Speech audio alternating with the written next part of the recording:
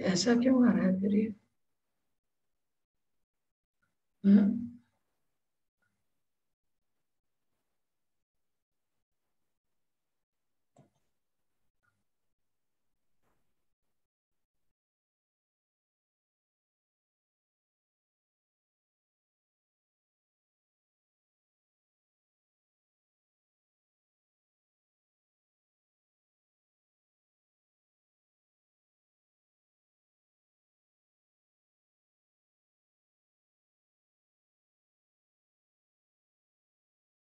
हरे कृष्ण कृष्ण कृष्ण हरे हरे हरे राम राम राम हरे हरे हरे कृष्ण कृष्ण कृष्ण हरे हरे हरे राम राम राम हरे हरे हरे कृष्ण कृष्ण कृष्ण हरे हरे हरे राम राम राम हरे हरे हरे कृष्ण कृष्ण कृष्ण हरे हरे हरे राम राम राम हरे हरे हरे कृष्ण कृष्ण कृष्ण हरे हरे हरे राम राम राम हरे हरे हरे कृष्ण कृष्ण कृष्ण हरे हरे हरे राम राम हरे हरे कृष्ण कृष्ण कृष्ण हरे हरे हरे राम राम राम हरे हरे हरे कृष्ण कृष्ण कृष्ण हरे हरे हरे राम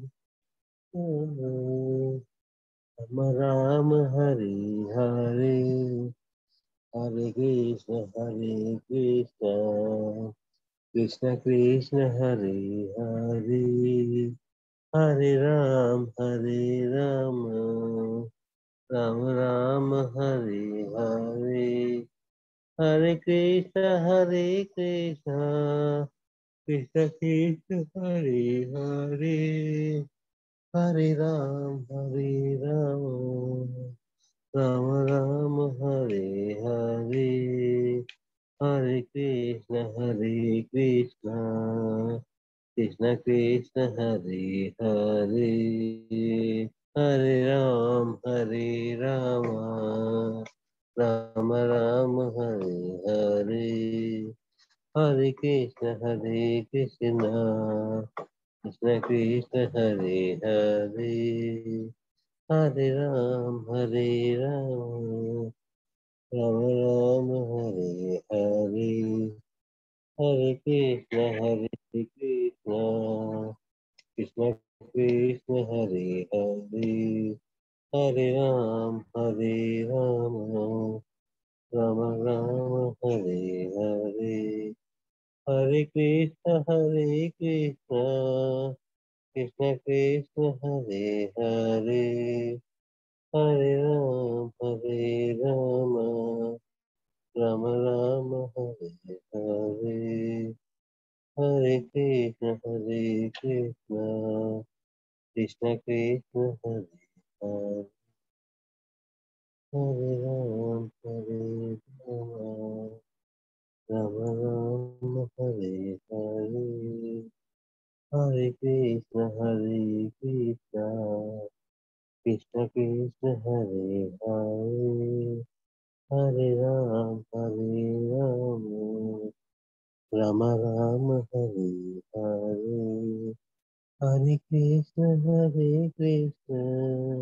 कृष्ण कृष्ण हरे हरे, हरे राम राम राम हरे हरे, हरे कृष्ण कृष्ण कृष्ण हरे हरे, हरे हरे कृष्ण। हरे राम राम हरे हरे। माता जी, उषा माता जी। हरे कृष्ण। हरे कृष्णा प्रभु जी। हरे कृष्ण। प्रभु जी मैं स्क्रीन तो शेयर नहीं कर पाऊंगी। बिमला माता जी, हरे कृष्ण।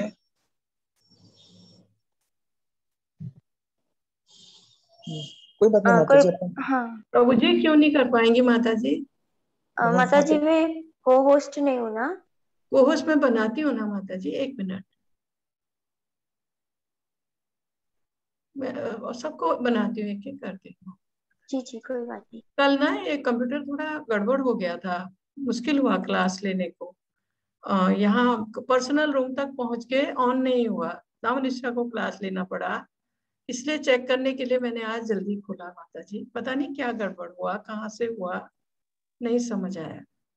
कोई बात नहीं माता जी। कि रात की क्लास में ऐसा हुआ था कल माता जी, इसलिए चेक करने के लिए ना ऐसा ना हो।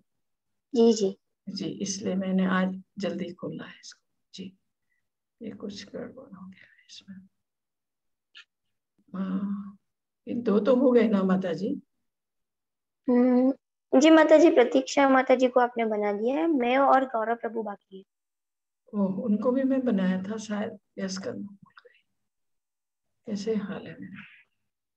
जी जी माता जी अब मैं बाकी। जी बस माता जी, और भी है कोई नहीं ना? अभी और नहीं है शायद। जी कर सकती है माता जी, आप कीजिए। जी माता हरे जी मैं अगर स्क्रीन। हरे कृष्णा। जी जी कीजिए, प्लीज कीजिए, जी आराम जी आराम से कीजिए।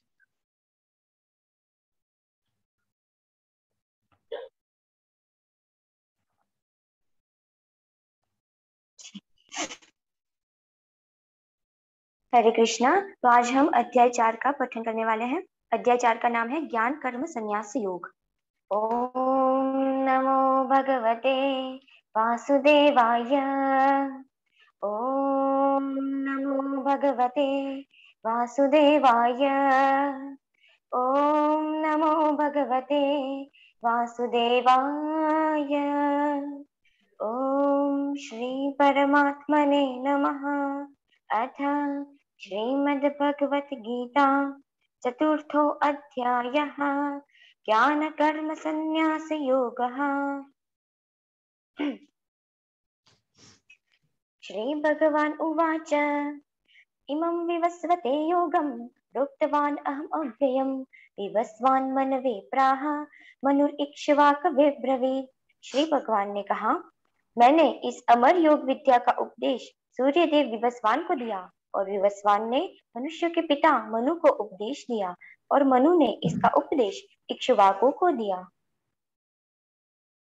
एवं परंपरा प्राप्तम् इमं राजर्षयो विदुः स काले नेह महता योगे नष्टः परन्तप।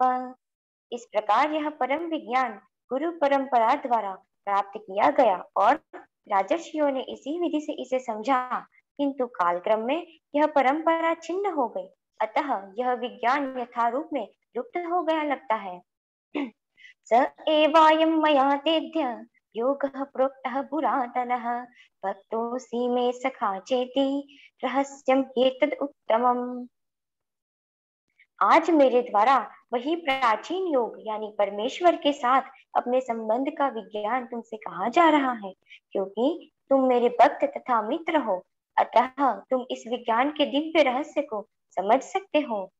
अर्जुन उवाच अपरं भवतो जन्म परं जन्म विवस्वतः कथम एतद् विजानीयाम् त्वम् आदौ प्रोक्तवान् इति।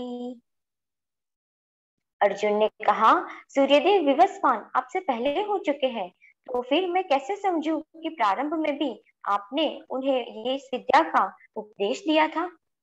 श्री भगवान उवाच बहुनी मे व्यतीतानि जन्मानि तव चार्जुन तान्यहं वेद सर्वाणि न त्वं वेत्थ परन्तप। श्री भगवान ने कहा, तुम्हारे तथा मेरे अनेकानेक जन्म हो चुके हैं, मुझे तो उन सब का स्मरण है, किंतु हे परंतप तुम्हें उनका स्मरण नहीं रह सकता। अजोपि संव्ययात्मा भूतानां ईश्वरोऽपि सन् प्रकृतिं स्वाम् अधिष्ठाय संभवाम्यात्म मायया। यद्यपि मैं अजन्मा तथा अविनाशी हूँ और यद्यपि मैं समस्त जीवों का स्वामी हूँ, तो भी प्रत्येक युग में मैं अपने आदि दिव्य रूप में प्रकट होता हूँ। यदा यदा हि धर्मस्य ग्लानिर्भवति भारत अभ्युत्थानम् अधर्मस्य तदात्मानं सृजाम्यहम्। हे भरतवंशी, जब भी और जहाँ भी धर्म का पतन होता है और अधर्म की प्रधानता होने लगती है, तब तब मैं अवतार लेता हूँ। परित्राणाय साधूनां विनाशाय च दुष्कृतां धर्म संस्थापनार्थाय संभवामि युगे युगे। भक्तों का उद्धार करने, दुष्टों का विनाश करने तथा धर्म की फिर से स्थापना करने के लिए मैं हर युग में प्रकट होता हूँ। जन्म कर्म च मे दिव्यम यो वेत्ति तत् जन्म कर्म च मे दिव्यम एवं यो वेत्ति तत्वतः त्यक्त्वा देहं पुनर्जन्म नैति मामेति सोऽर्जुन। हे अर्जुन, जो मेरे आविर्भाव तथा कर्मों की दिव्य प्रकृति को जानता है, वह इस शरीर को छोड़ने पर इस भौतिक संसार में पुनः जन्म नहीं लेता, अपितु मेरे सनातन धर्म धाम को प्राप्त होता है। वीतराग भय क्रोधा मन्मया माम उपाश्रिताः बहवो ज्ञान तपसा भूता मत भावम आगताः। आसक्ति, भय तथा क्रोध से मुक्त होकर मुझ में पर पूर्णतया तन्मय होकर और मेरी शरण में आकर बहुत से व्यक्ति भूतकाल में मेरे ज्ञान से पवित्र हो चुके हैं। इस प्रकार से उन सबों ने मेरे प्रति दिव्य प्रेम को प्राप्त किया है। ये यथा मां प्रपद्यन्ते तांस्तथैव भजाम्यहम् मम वर्तमानुवर्तन्ते मनुष्यः पार्थ सर्वशः। जिस भाव से सारे लोग मेरी शरण ग्रहण करते हैं और उसी रूप में मैं उन्हें फल देता हूँ। हे पार्थ, प्रत्येक व्यक्ति सभी प्रकार से मेरे पथ का अनुगमन करता है। कांक्षतः कर्मणां सिद्धिं यजन्त इह देवता क्षिप्रं हि मानुषे लोके सिद्धिर्भवति कर्मजा। इस संसार में मनुष्य सकाम कर्मों में सिद्धि चाहते हैं, फलस्वरूप वे देवताओं की पूजा करते हैं। निस्संदेह इस संसार में मनुष्य को सकाम कर्म का फल शीघ्र प्राप्त होता है।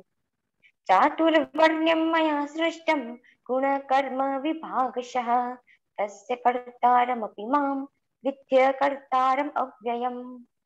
प्रकृति के तीनों गुणों और उनसे संबंध कर्म के अनुसार मेरे द्वारा मानव समाज के 4 विभाग रचे गए हैं। यद्यपि मैं इस व्यवस्था का सृष्टा हूँ, किंतु तुम यह जान लो कि मैं इतने पर भी अव्यय अकर्ता हूँ।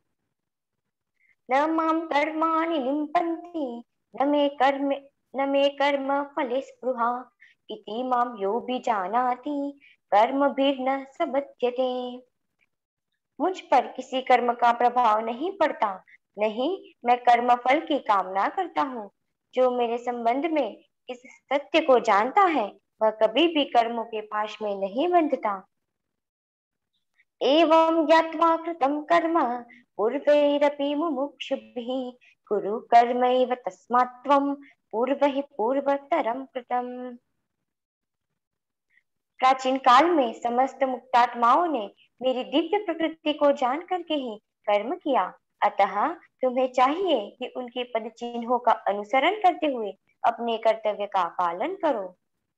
किम कर्म किम अकर्मेति कवयोप्यत्र मोहिताः तत्ते कर्म प्रवक्ष्यामि यज्ञात्वा मोक्षसे शुभात्। कर्म क्या है और अकर्म क्या है, इसे निश्चित करने में बुद्धिमान व्यक्ति भी मोहग्रस्त हो जाते हैं। अतएव मैं तुमको बताऊंगा कि कर्म क्या है, जिससे जानकर तुम सारे अशुभ से मुक्त हो सकोगे। कर्मणो ह्यपि बोद्धव्यम, बोद्धव्यम च विकर्मणः, अकर्मणश्च बोद्धव्यम, गहना कर्मणो गतिः। कर्म की बारीकियों को समझना अत्यंत कठिन है, अतः मनुष्य को चाहिए कि वह यह ठीक से जाने कि कर्म क्या है, विकर्म क्या है और अकर्म क्या है। कर्मण्य कर्म यः पश्येत्, अकर्मणि च कर्म यः, स बुद्धिमान मनुष्येषु स युक्तः कृत्स्न कर्म कृत्। जो मनुष्य कर्म में अकर्म और अकर्म में कर्म को देखता है, वह सभी मनुष्यों में बुद्धिमान है और सब प्रकार के कर्म में प्रवृत्त रहकर भी दिव्य स्थिति में रहता है। यस्य सर्व समारंभः काम संकल्प वर्जिताः, ज्ञानाग्निदग्ध कर्माणं तम आहु पंडितम बुधा। जिस व्यक्ति का प्रत्येक प्रयास इंद्रिय तृप्ति की कामना से रहित होता है, उसे पूर्ण ज्ञानी समझना चाहिए। उसे ही साधु पुरुष ऐसा कर्ता कहते हैं, जिसने पूर्ण ज्ञान की अग्नि से कर्म फलों को भस्मसात कर दिया है। त्यक्त्वा कर्म फलासंगम नित्य तृप्तो निराश्रयः, कर्मण्यभिप्रवृत्तोऽपि नैव किंचित करोति सः। अपने कर्म फलों की सारी आसक्तियों को त्याग कर सदैव संतुष्ट तथा स्वतंत्र रहकर वह सभी प्रकार के कार्यों में व्यस्त रहकर भी कोई सकाम कर्म नहीं करता। निराशीर्यत चित्तात्मा त्यक्त सर्व परिग्रहः, शारीरम केवलम कर्म कुर्वन्नाप्नोति किल्बिषम्। ऐसा ज्ञानी पुरुष पूर्ण रूप से संयमित मन तथा बुद्धि से कार्य करता है, अपनी संपत्ति के सारे स्वामित्व को त्याग कर देता है और केवल शरीर निर्वाह के लिए कर्म करता है। इस तरह कार्य करता हुआ वह पाप रूपी फलों से प्रभावित नहीं होता। यत्रिच्छा लाभ संतुष्टो द्वंद्वातीतो विमत्सरः, समः सिद्धाव सिद्धौ च कृत्वापि न निबध्यते।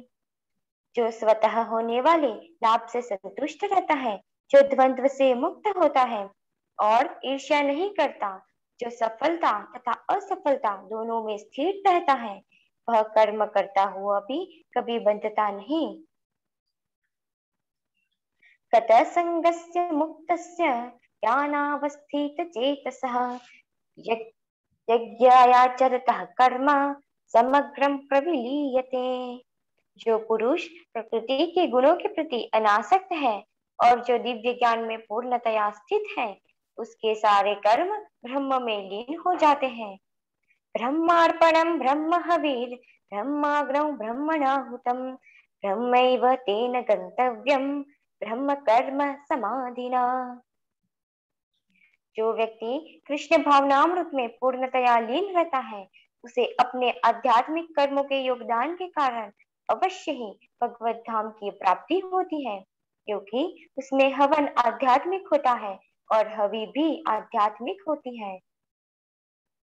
दैवम एवापरे यज्ञं योगिनः पर्युपासते, ब्रह्माग्नाव परे यज्ञं यज्ञेनैवोपजुह्वति।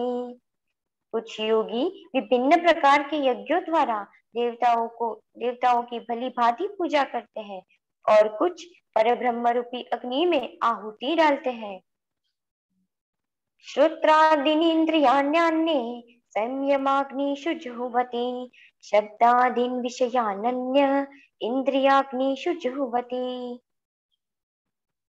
इनमें से कुछ यानी विशुद्ध ब्रह्मचारी श्रवणादि क्रियाओं तथा इंद्रियों को मन की नियंत्रण रूपी अग्नि में स्वाहा कर देते हैं, तो दूसरे लोग यानी नियमित गृहस्थ इंद्रिय विषयों को इंद्रियों की अग्नि में स्वाहा कर देते हैं। सर्वाणि इंद्रिय कर्माणि प्राण कर्माणि चापरे, आत्म संयम योगाग्नौ जुह्वति ज्ञान दीपिते। दूसरे जो मन तथा इंद्रियों को विषय में करके आत्म साक्षात्कार करना चाहते हैं, संपूर्ण इंद्रियों तथा प्राणवायु के कार्यों को संयमित मन रूपी अग्नि में आहुति कर देते हैं। द्रव्य यज्ञास्तपो यज्ञा योग यज्ञास्तथा परे स्वाध्याय ज्ञान यज्ञाश्च यतयः संशित व्रताः। कठोर व्रत अंगीकार करके कुछ लोग अपनी संपत्ति का त्याग करके, कुछ कठिन तपस्या द्वारा, कुछ अष्टांग योग पद्धति के अभ्यास द्वारा अथवा दिव्य ज्ञान में उन्नति करने के लिए वेदों के अध्ययन द्वारा प्रवृत्त बनते हैं। अपाने जुह्वति प्राणम प्राणे पानम तथा परे प्राणापान गति रुद्ध्वा प्राणायाम परायणाः अपरे नियताहारः प्राणान् प्राणेषु जुह्वति। अन्य लोग भी हैं जो समाधि में रहने के लिए श्वास को रोके रहते हैं। वे अपान में प्राण को और प्राण में अपान को रोकने का अभ्यास करते हैं और अंत में प्राण अपान को रोककर समाधि में रहते हैं। अन्य योगी कम भोजन करके प्राण की प्राण में ही आहुति देते हैं।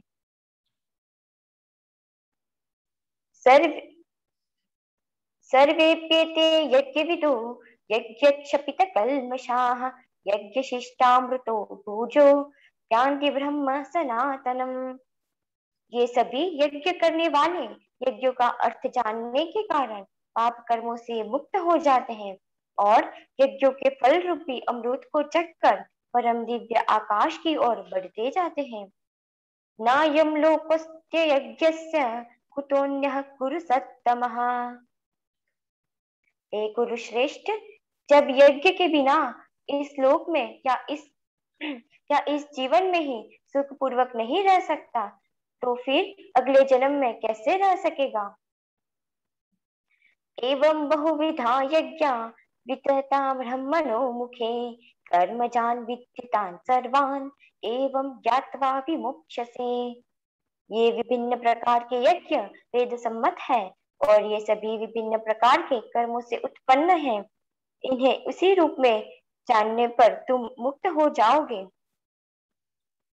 श्रेयान् द्रव्यं मयाद्यज्ञात् ज्ञान यज्ञः परन्तप सर्वकर्माखिलं पार्थ ज्ञाने परिसमाप्यते। हे परंतप, द्रव्य यज्ञ से ज्ञान यज्ञ श्रेष्ठ है। हे पार्थ, अंततो गत्वा सारे कर्म यज्ञों का अवसान दिव्य ज्ञान में होता है। तद्विद्धि प्रणिपातेन परिप्रश्नेन सेवया उपदिक्षन्ति ते ज्ञानम ज्ञानिनस्तत्त्वदर्शिनः। तुम गुरु के पास जाकर सत्य को जानने का प्रयास करो, उनसे विनीत होकर जिज्ञासा करो और उनकी सेवा करो। स्वरूप सिद्ध व्यक्ति तुम्हें ज्ञान प्रदान कर सकते हैं, क्योंकि उन्होंने सत्य का दर्शन किया है। यज्ञात्वा न पुनर्मोहम एवं यास्यसि पांडव येन भूतान्यशेषानि द्रक्ष्यस्यात्मन्यथो मयि। स्वरूप सिद्ध व्यक्ति से वास्तविक ज्ञान प्राप्त कर चुकने पर तुम पुनः कभी ऐसे मोह को प्राप्त नहीं होंगे, क्योंकि इस ज्ञान के द्वारा तुम देख सकोगे ये सभी प्रकार के जीव परमात्मा के अंश रूप है, अर्थात वे सब मेरे हैं। अपि चेदसि पापेभ्यः सर्वेभ्यः पापकृत्तमः सर्वं ज्ञानप्लवेनैव रुजिनं संतरिष्यसि। यदि तुम्हें समस्त पापियों में भी सर्वाधिक पापी समझा जाए, तो भी तुम दिव्य ज्ञान रूपी नाव में स्थित होकर दुख सागर को पार करने में समर्थ होंगे। यथैधांसि समिद्धोऽग्निः भस्मसात् कुरुते अर्जुन ज्ञानाग्निः सर्वकर्माणि भस्मसात् कुरुते तथा। जैसे प्रज्वलित अग्नि ईंधन को भस्म कर देती है, उसी तरह हे अर्जुन, ज्ञान रूपी अग्नि भौतिक कर्मों के समस्त फलों को जला डालती है। नहीं ज्ञानेन सदृशं पवित्रम इह विद्यते तत्स्वयं योग संसिद्धः कालेन आत्मनि विन्दति। इस संसार में दिव्य ज्ञान के समान कुछ भी उदात्त तथा शुद्ध नहीं है। ऐसा ज्ञान समस्त योग का परिपक्व फल है। जो व्यक्ति भक्ति में सिद्ध हो जाता है वह यथा समय अपने अंतर में इस ज्ञान का आस्वादन करता है। श्रद्धावान लभते ज्ञानम तत्परः संयतेन्द्रियः ज्ञानम लब्ध्वा पराम शांतिम अचिरेण अधिगच्छति। जो श्रद्धालु दिव्य ज्ञान में समर्पित है और जिसने इंद्रियों को वश में कर लिया है वह इस ज्ञान को प्राप्त करने का अधिकारी है और इसे प्राप्त करते ही तुरंत आध्यात्मिक शांति को प्राप्त होता है। अज्ञश्च श्रद्धानश्च संशयात्म विनश्यति नायं लोकोस्ति न परो न सुखम संशयात्मनः। किंतु जो अज्ञानी तथा श्रद्धा विहीन व्यक्ति शास्त्रों में संदेह करते हैं वे भगवत भावनामृत नहीं प्राप्त करते अपितु नीचे गिर जाते हैं। संशयात्मा के लिए न तो इस लोक में न ही परलोक में कोई सुख है। योग संन्यस्त कर्माणं ज्ञान संचिन्न संशयम् आत्मवन्तं न कर्माणि निबध्नन्ति धनंजय। जो व्यक्ति अपने कर्म फलों का त्याग करते हुए भक्ति करता है और जिसके संशय दिव्य ज्ञान द्वारा विनिष्ट हो चुके होते हैं वही वास्तव में आत्मपरायण है। हे धनंजय, वह कर्म के बंधन से नहीं बंधता। तस्मात् ज्ञान संभूतम हृतस्थं ज्ञानासीनात्मनः चित्वैन संशयं योगम तिष्ठ भारत। अतएव तुम्हारे हृदय में ज्ञान के कारण जो संशय उठे हैं उन्हें ज्ञान रूपी शस्त्र से काट डालो। हे भारत, तुम योग से समन्वित होकर खड़े हो और युद्ध करो।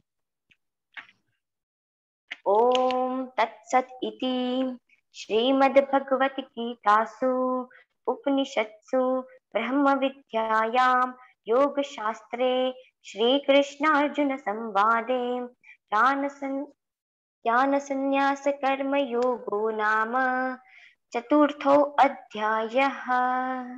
श्री कृष्णार्पणमस्तु। हरे कृष्णा माता जी। हरे कृष्णा माता जी। हरे कृष्णा जी। हरे कृष्णा माता जी। हरे कृष्णा प्रभु। हरे कृष्णा माता जी। हरे कृष्णा प्रभु जी। हरे कृष्ण माता जी। हरे कृष्णा प्रभु जी। कीर्तन थोड़ा सा करें, ज्यादा समय तो नहीं है। जी माता जी। मनीष प्रभु आप कर रहे कि मैं कर लूं? माता जी मैं करूं कीर्तन, आप जैसे हाँ कोई बात नहीं प्रभु जी। आपकी मर्जी, आप कर रहे हैं कीजिए, मेरे को करना है तो कर सकते हैं जी। जैसे माता जी आप जैसे बोलेंगी कर लूं मैं। जैसे जैसे प्रभु जैसे आपको ठीक है। जी जी माता जी। ठीक। कृष्ण तब पुण्य बेभा, कृष्ण तब पुण्य बेभा, कृष्ण तब पुण्य बेभा, कृष्ण तब पुण्य बेभा। ए पुण्य करीबे जबे राधा रानी खुशी हबे, ध्रुवती बोली तो माता। ए पुण्य करीबे जबे राधा रानी खुशी हबे, ध्रुवती बोली तो माता। श्री सिद्धांत सरस्वती सची सुत प्रियति, कृष्ण सेवाय जार तुलना। से महंत गुरु जगतेर मधेउरु, कृष्ण भक्ति थे ठाई था। कृष्ण तब पुण्य है भा, कृष्ण तब पुण्य हबे भा।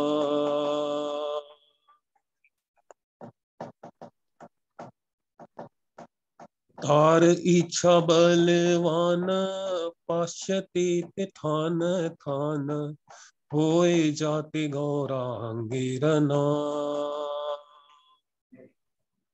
पृथ्वी ते नगरादि आसमद नद नदी सकले लोए कृष्ण नाम कृष्ण तब पुण्य हमें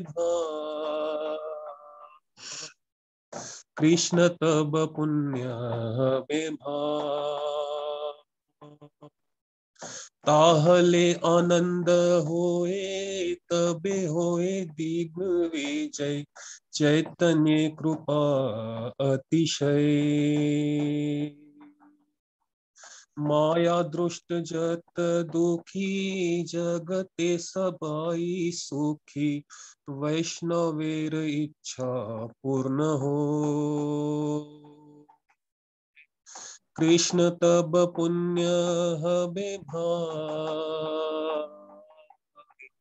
कृष्ण तब पुण्य हबे से कार्य से करी बारे आज्ञा यदि दिलो मोरे योग्य नहीं अति दीनहीन ताई से तुम्हार कृपा मागिते छी अनुरूपा आजी तुमी सबार प्रवीण कृष्ण तब पुण्य हमें कृष्ण तब पुण्य हमें तोमारा से शक्ति पेले गुरु सेवा वस्तु मिले जीवन सार्थक यदि हो से सेवा पाइले ताहले सुखी हले तब संग भाग्य ते मिलो कृष्ण तब पुण्य हबे कृष्ण तब पुण्य हबे कृष्ण तब पुण्य हबे कृष्ण तब पुण्य हबे ए पुण्य करीबे जबे राधा रानी खुशी हबे ध्रुवती बोलाय को माता कृष्ण तब पुण्य हबे कृष्ण तब पुण्य हबे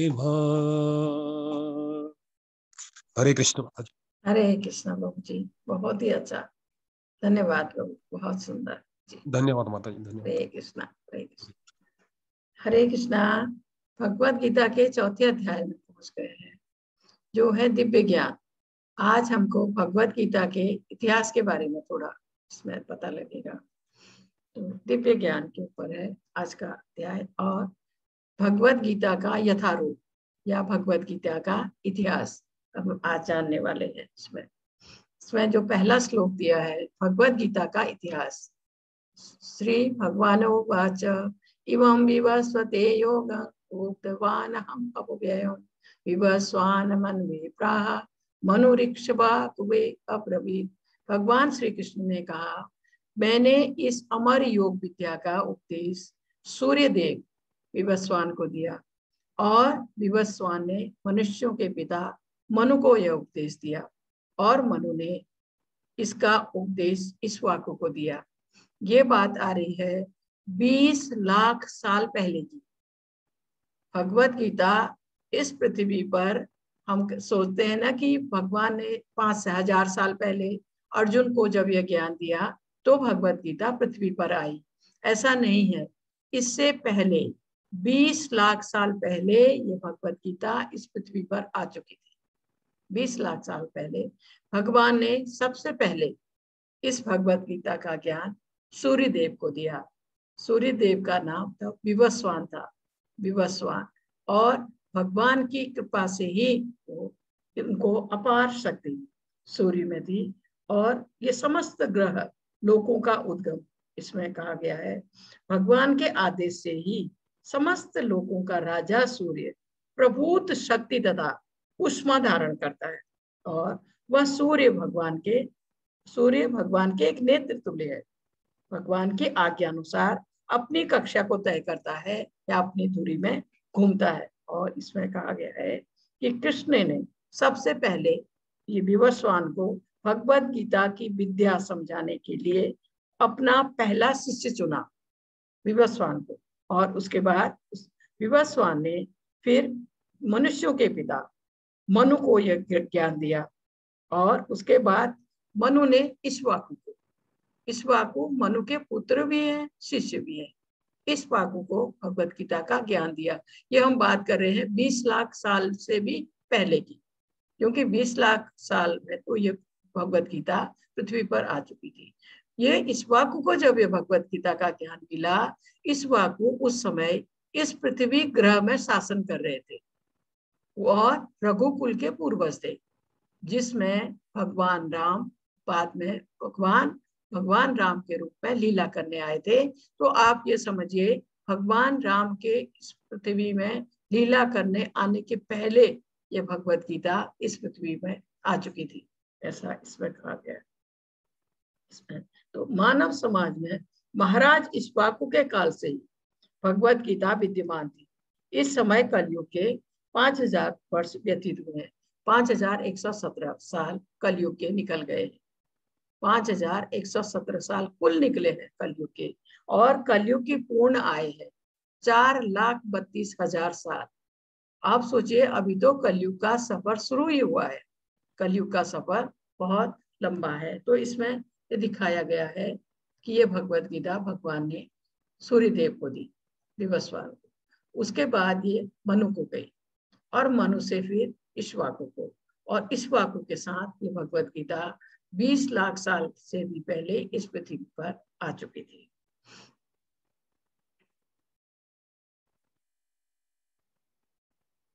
इसके बाद दूसरा श्लोक इसका दिया है, एवं परंपरा प्राप्त इमं राजर्षयो विदु सकाले नेह महता योगो नष्ट परम तपः। इस प्रकार यह परम विज्ञान गुरु परंपरा द्वारा प्राप्त किया गया, गुरु परंपरा। उसके बाद इसमें कहा गया है, राजर्षियों ने इसी विधि से इसे समझा, किंतु काल कर्म में यह परंपरा छिन्न हो गई, अतः यह विज्ञान यथा रूप में लुप्त हो गया ऐसा लगा, क्योंकि यह स्पष्ट कहा गया है कि गीता विशेष रूप से राजर्षियों के लिए थी। इसका विशेष रूप से राजर्षियों के लिए थी, क्योंकि वे इसका उपयोग प्रजा के ऊपर शासन करने में करते थे। निश्चय ही भगवत गीता कभी भी आसुरी पुरुषों के लिए नहीं थी, जो लोग अपनी अपनी सनक के अनुसार विभिन्न प्रकार की विवेचना करते।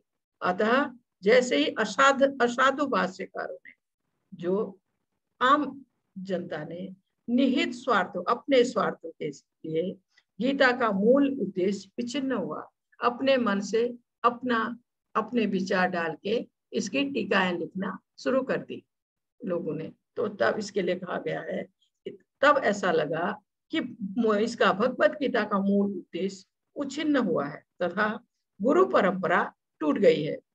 तब पुनः गुरु परंपरा स्थापित करने की आवश्यकता प्रतीत हुई। अतः भगवान ने घोषित किया कि गीता का उद्देश्य नष्ट हो चुका है, क्योंकि परंपरा टूट गई है।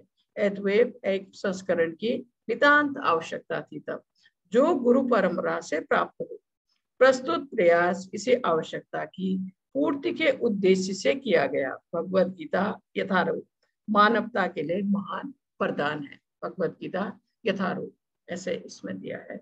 फिर वही यहाँ फिर दिखाया गया है, ये कैसे भगवान से विवस्वान सूर्यदेव को, सूर्यदेव से मनु को, मनु से इक्ष्वाकु को, इक्ष्वाकु से इस पृथ्वी पर ये भगवत गीता आई। इसके बाद जब ऐसा सुना, अर्जुन ने जब ये सुना कि भगवान ने 20 लाख साल पहले इस भगवत गीता का ज्ञान सूर्यदेव को दिया, तो वो आश्चर्य कर रहा है क्योंकि अभी तक अर्जुन ये नहीं जानता है कि जिन्हें वो अपना सखा समझता है, अपना मित्र समझता है, वो साक्षात भगवान है। वो नहीं जानता है। अब भगवान को वो क्वेश्चन कर रहा है, पूछ रहा है अर्जुन कि यह कैसे हो सकता है, आप तो मेरे बराबर हैं, मेरी उम्र के हैं, मेरे सखा हैं, मेरे मित्र हैं, तो आप ये कैसे कह सकते हैं कि 20 लाख साल पहले आपने भगवत गीता का ज्ञान दिया। यह आश्चर्य कर रहा है अर्जुन, क्योंकि अर्जुन भगवान को एक मनुष्य समझता है, अपना मित्र समझता है, अपना सखा समझता है, वैसे ही उनके साथ व्यवहार करता है। तो जब उसने सुना कि भगवत गीता का ज्ञान भगवान ने 20 लाख साल पहले सूर्यदेव को दिया, तब वो आश्चर्य कर रहा है और भगवान से पूछ रहा है कि यह कैसे हो सकता है, आप तो मेरी उम्र के हैं, मेरे बराबर है।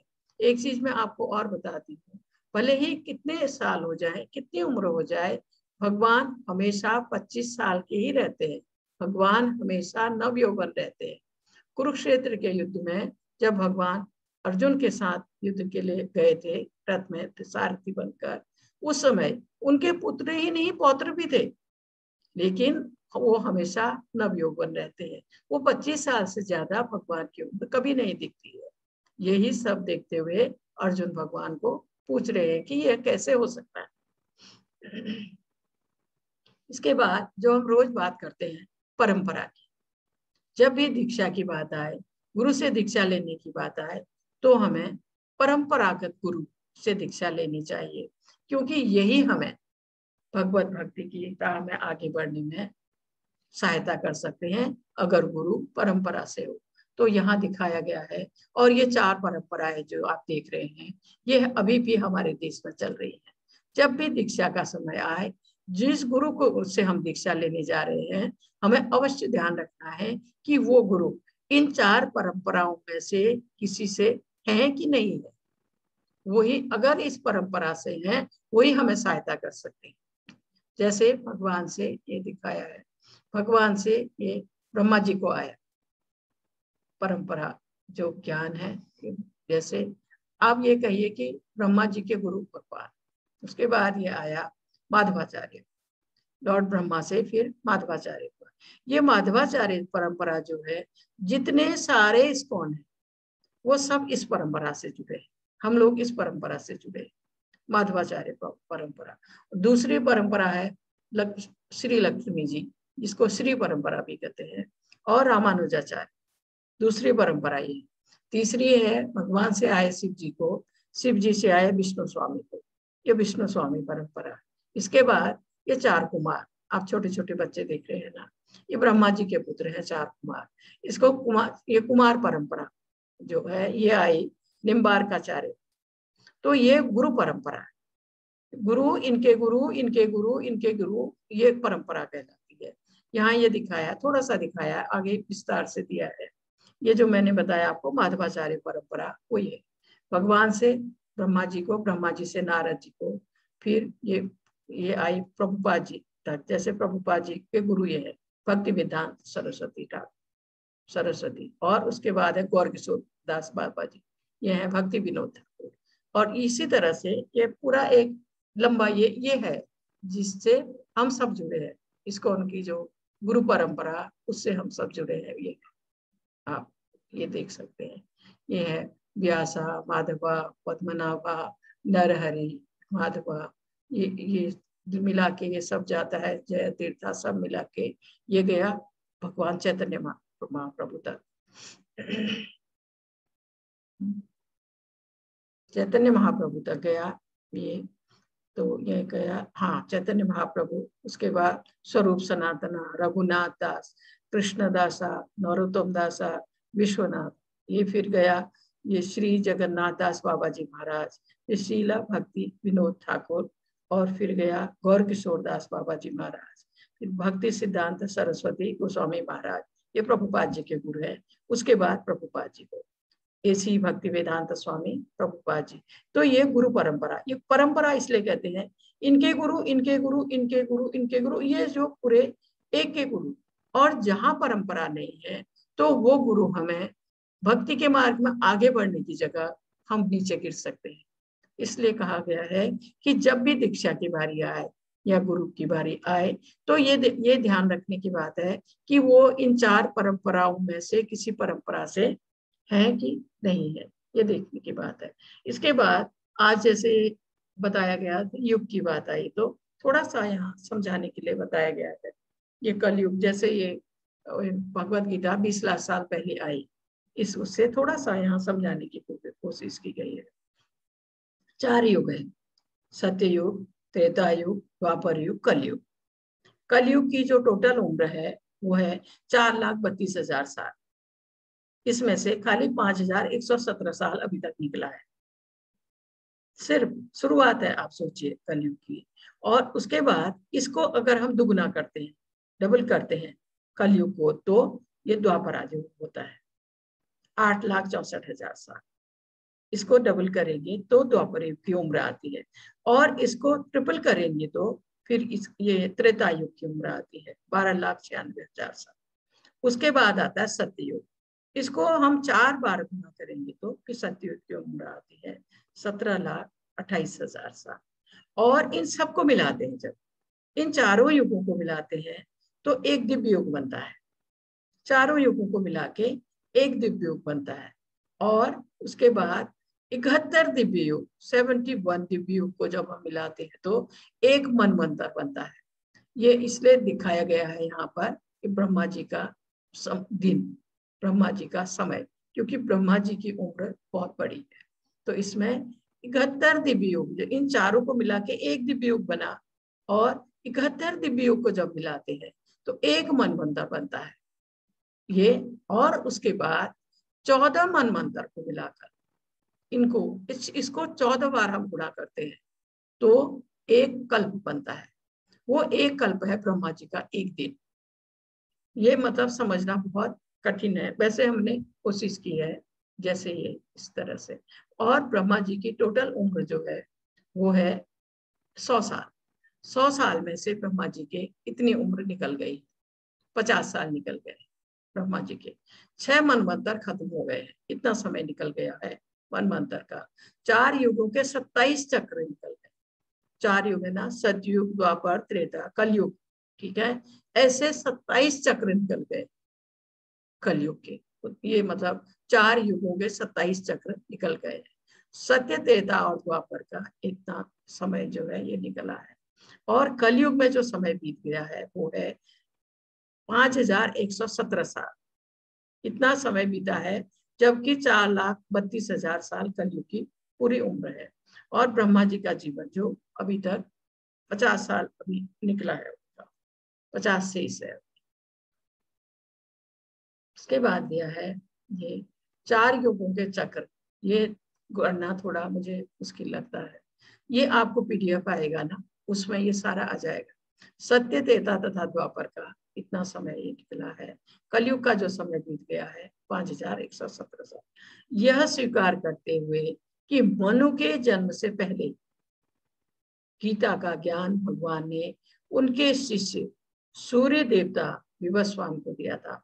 मनु के जन्म से भी पहले गीता को 1200 लाख साल पहले विवस्वान को दिया गया। 1200 लाख साल पहले विवस्वान को दिया गया था, मतलब कि इस धरती में आने से बहुत पहले दिया गया था उसमें। इसके बाद बताया है त्रेता युग की शुरुआत में, जब त्रेता युग शुरू हुआ था, त्रेता युग की शुरुआत में भगवान ने इस विज्ञान को विवस्वान ने मनु तक पहुंचाया। मनु मानव जाति के पिता होने के नाते इसे अपने पुत्र महाराज इक्ष्वाकु को दिया, जो इस पृथ्वी ग्रह के राजा थे तब, और रघुवंश के पूर्वज थे, जिसमें भगवान रामचंद्र प्रकट हुए थे बाद में। उनसे पहले भगवत गीता इस पृथ्वी पर आ चुकी थी। इसलिए भगवत गीता का मानव समाज में इक्ष्वाकु के समय से अस्तित्व में है, ऐसा कहा गया। गीता पृथ्वी पर आई 20 लाख साल पहले। भगवत गीता पृथ्वी पर आई 20 लाख साल पहले, ऐसा इसमें किया गया। इसके बाद आसान एक तरीका है, ब्रह्मा जी की उम्र अगर कोई निकालना चाहता है तो ब्रह्मा जी का जो एक दिन है वो इतने साल का है, ठीक है। ब्रह्मा जी का 1 घंटा जो है वो इतने साल का है। ब्रह्मा जी का 1 मिनट जो है वो इतने साल है। ब्रह्मा जी का 1 सेकंड। सबसे आसान तरीका है, अगर ब्रह्मा जी की उम्र कोई निकालना चाहता है, ब्रह्मा जी का 1 सेकंड हमारे 1,00,000 साल के बराबर है। तो आप गुना करके, मल्टीप्लाई करके अगर चाहते हैं उनकी उम्र निकालना तो आप निकाल सकते हैं। ये सोचिए उनका 1 सेकंड हमारे लिए 1,00,000 साल के बराबर है। ये सबसे आसान तरीका है ब्रह्मा जी की उम्र निकालने का। इसके बाद दिया है इसका छठा श्लोक, इसमें दिया गया है अजो अपि सन अव्ययात्मा भूतानामीश्वरो अपि सन प्रकृतिं स्वामधिष्ठाय संभवामयात्मा मायया। यद्यपि मैं अजन्मा तथा अविनाशी हूँ, भगवान का कभी जन्म नहीं होता, ना ही उनकी कभी मृत्यु होती है। यद्यपि मैं अजन्मा हूँ, अविनाशी, और यद्यपि मैं समस्त जीवों का स्वामी हूँ, तो भी प्रत्येक युग में मैं अपने आदि दिव्य रूप में प्रकट होता हूँ। भगवान कह रहे हैं आदि दिव्य रूप में प्रकट होता हूँ। यहाँ दिखाया गया है कंस का कारागार, क्योंकि जब ये शादी होके जा रहे थे तो आकाश मंडल से आवाज आई थी कि कंस रथ चला रहा था, और ये दोनों रथ में शादी के बाद कंस इनको इनके महल छोड़ने जा रहा था। आकाश मंडल से आवाज आई थी कि जिन्हें तुम छोड़ने जा रहे हो उनकी 8वीं संतान तुम्हारा वध करेगी। कंस ने इन दोनों को पकड़ के अपने कारागार में डाल दिया। और ये तो कंस तो उसी समय देवकी को मारने जा रहे थे, लेकिन वासुदेव के समझाने पर वो मान गया था। वासुदेव जी ने कहा मैं अपनी सारी संतान तुम्हें लाके दे दूंगा। तब कंस ने देवकी को नहीं मारा। यहाँ समय हुआ है भगवान के प्रकट होने का। अभी बताया है कि भगवान का न जन्म होता है न मृत्यु होती है, भगवान लीला करने आते हैं, भगवान प्रकट होते हैं। तो भगवान का प्रकट होने का समय आया तो वो चतुर्भुज रूप में कारागार में आकर खड़े हो गए। शंख चक्र गदा पद्म आप देख रहे हैं ना उनके हाथ में, ये सब लेके 4 भुजाओं में आकर कारागार में खड़े हो गए। तब देवकी ने हाथ जोड़कर उनसे विनती की कि आप छोटे शिशु के रूप में आ जाइए। तब भगवान ने छोटे बच्चे के रूप में भगवान आए। तो ये इसलिए मैं आपको बता रही हूँ कि तरह तरह से लोग बातें करते हैं कि भगवान का जन्म, भगवान की मृत्यु। भगवान की कभी मृत्यु नहीं होती, ना उनका जन्म होता है। वो हर युग में आते हैं अपने भक्तों का उद्धार करने, दुष्टों का नाश करने, लेकिन वो प्रकट होते हैं, उनका जन्म नहीं होता है। तो इसलिए ये कहा। और इनके जन्म की भी विलक्षणता है। ये कारागार में थे, लेकिन जब भगवान का जन्म हुआ या भगवान जब प्रकट हुए तो कारागार के सारे दरवाजे खुल गए, सारे पहरी सो गए, क्योंकि इतना कड़ा पहरा था वहां पर, मक्खी भी नहीं जा सकती थी कारागार। तब वासुदेव जी इसको एक टोकरी में रख के और वो नंदगांव चल दिए। भीषण बारिश, अंधेरी रात, भाद्रपद मास में अभी आने वाला है। भाद्रपद मास में अष्टमी को, बुधवार अष्टमी, रोहिणी नक्षत्र में भगवान प्रकट हुए थे। तो क्योंकि यहाँ कंस इससे पहले इनकी 6 संतान मार चुका था, 7वीं संतान बलराम, उनको किसी तरह से रोहिणी के गर्भ में माया के द्वारा, योग माया के द्वारा ट्रांसफर किया गया था। वो भी इन्हीं की संतान बलराम की वजह से, जिनको रोहिणी ने जन्म दिया, क्योंकि रोहिणी जो है ये भगवान, ये इसकी वासुदेव जी की पत्नी है। वो भी तो पहली पत्नी है देवकी से पहले। तो ये इनको लेकर गए नंदगांव के लिए। भीषण बारिश थी, अंधेरी रात थी। अंधेरी रात में भी चंद्रमा उदय हुए ताकि वासुदेव जी को थोड़ा रास्ता दिख सके। और जब ये जैसे जमुना जी को पार कर रहे थे, जमुना जी इनके गले तक आ गई, क्योंकि जमुना जी भगवान के चरण छूना चाहती थी। इनको बहुत मुश्किल हो गया, वो कैसे क्रॉस करें जमुना जी को। रात, अंधेरी रात है और जमुना पानी बढ़ता ही जा रहा है। तो जब भगवान को ये एहसास हुआ, उन्होंने अपना पैर छुआ दिया जमुना जी को, वो एकदम नीचे चले गए। किसी तरह नंदगांव पहुंचे। वहां उसी समय माँ उसने यशोदा माँ ने पुत्री को जन्म दिया था। तो वहां भगवान कृष्ण को छोड़कर उसको लेकर ये आ गए। जैसे ये कारागार के अंदर पहुंचे, आप विश्वास नहीं करेंगे, सारे जो लोहे के भयानक दरवाजे थे सब बंद हो गए। पहरी जो सब सो गए थे या बेहोश हुए थे, सब जाग गए। और सब ने जब आवाज सुनी बच्चे की तो कंस भाग के आया और उस बच्ची को जो नंद बाबा लाए थे, उसने पत्थर पर पटक कर मारता था वो बच्चों को। जैसे ही उसने पत्थर पर पटका, वो आकाश में विलीन हो गई, क्योंकि वो भगवान की शक्ति थी, योग माया थी। विलीन हो गई और बोल के गई, तुझे मारने वाला इस संसार में जन्म ले चुका है। इसके बाद यह है कृष्ण का अवतरण कब होता है।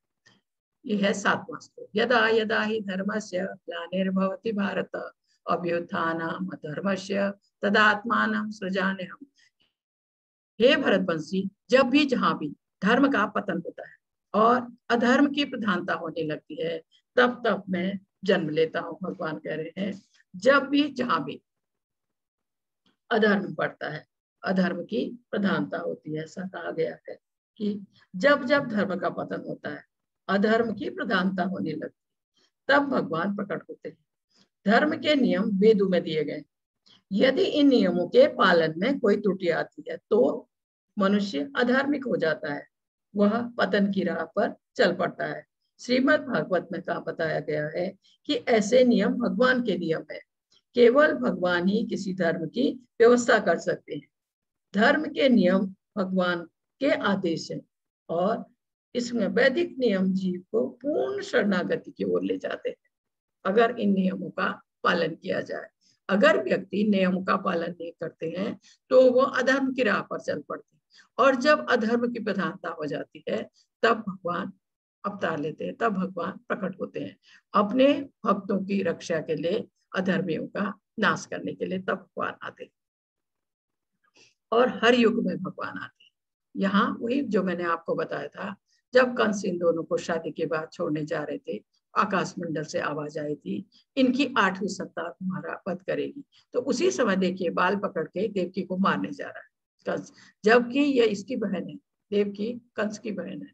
जब वासुदेव जी के समझाने पर उसने इनको छोड़ा और इनके महल न छोड़कर इन दोनों को अपने कारागार में कैद कर लिया।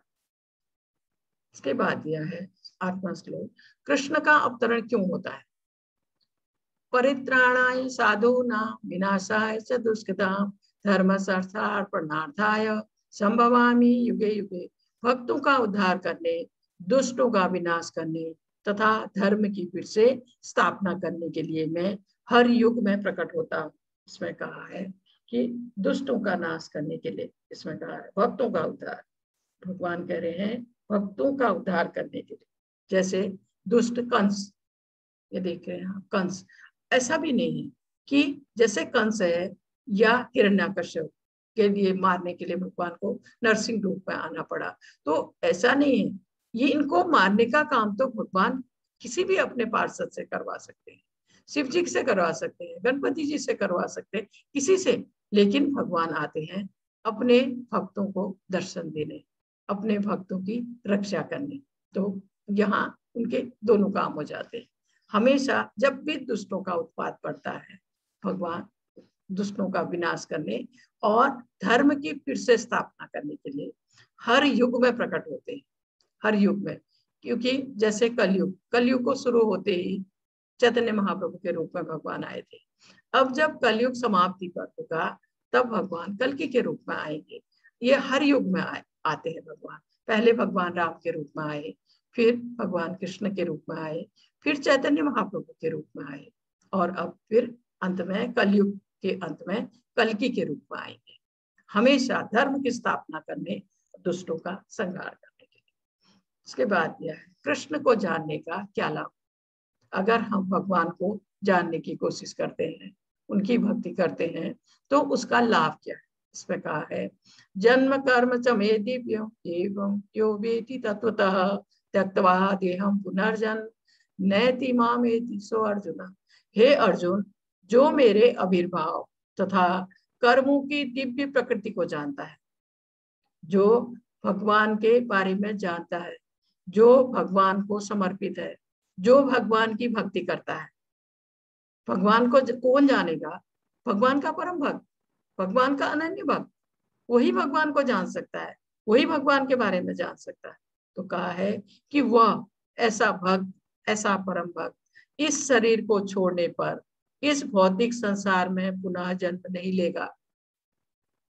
जो भगवान का अनन्य भक्त है, भगवान की सेवा कर रहा है, भगवान की भक्ति कर रहा है वही भगवान को जानेगा। और जो भगवान के बारे में जानता है वो फिर इस भौतिक शरीर को छोड़कर सीधे भगवत धाम जाएगा, फिर वह इस भौतिक जगत में नहीं आएगा। ये फल है भगवान को जानने का।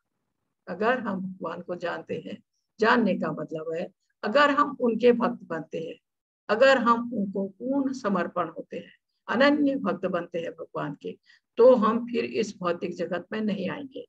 ये फल है भगवान को जानने का। अभी तो मेरे सनातन धाम को प्राप्त होगा, वो सीधे भगवत धाम जाएगा, हमेशा भगवान के सानिध्य में रहेगा, हमेशा भगवान के दर्शन करेगा, फिर इस भौतिक जगत में कभी नहीं आएगा। ये फायदा है भगवान को जानने का। यहाँ दिखाया है माँ यशोदा और भगवान कृष्ण। ये रस्सी आप देख रहे हैं ना, रस्सी, इसको कहा जाता है दाम।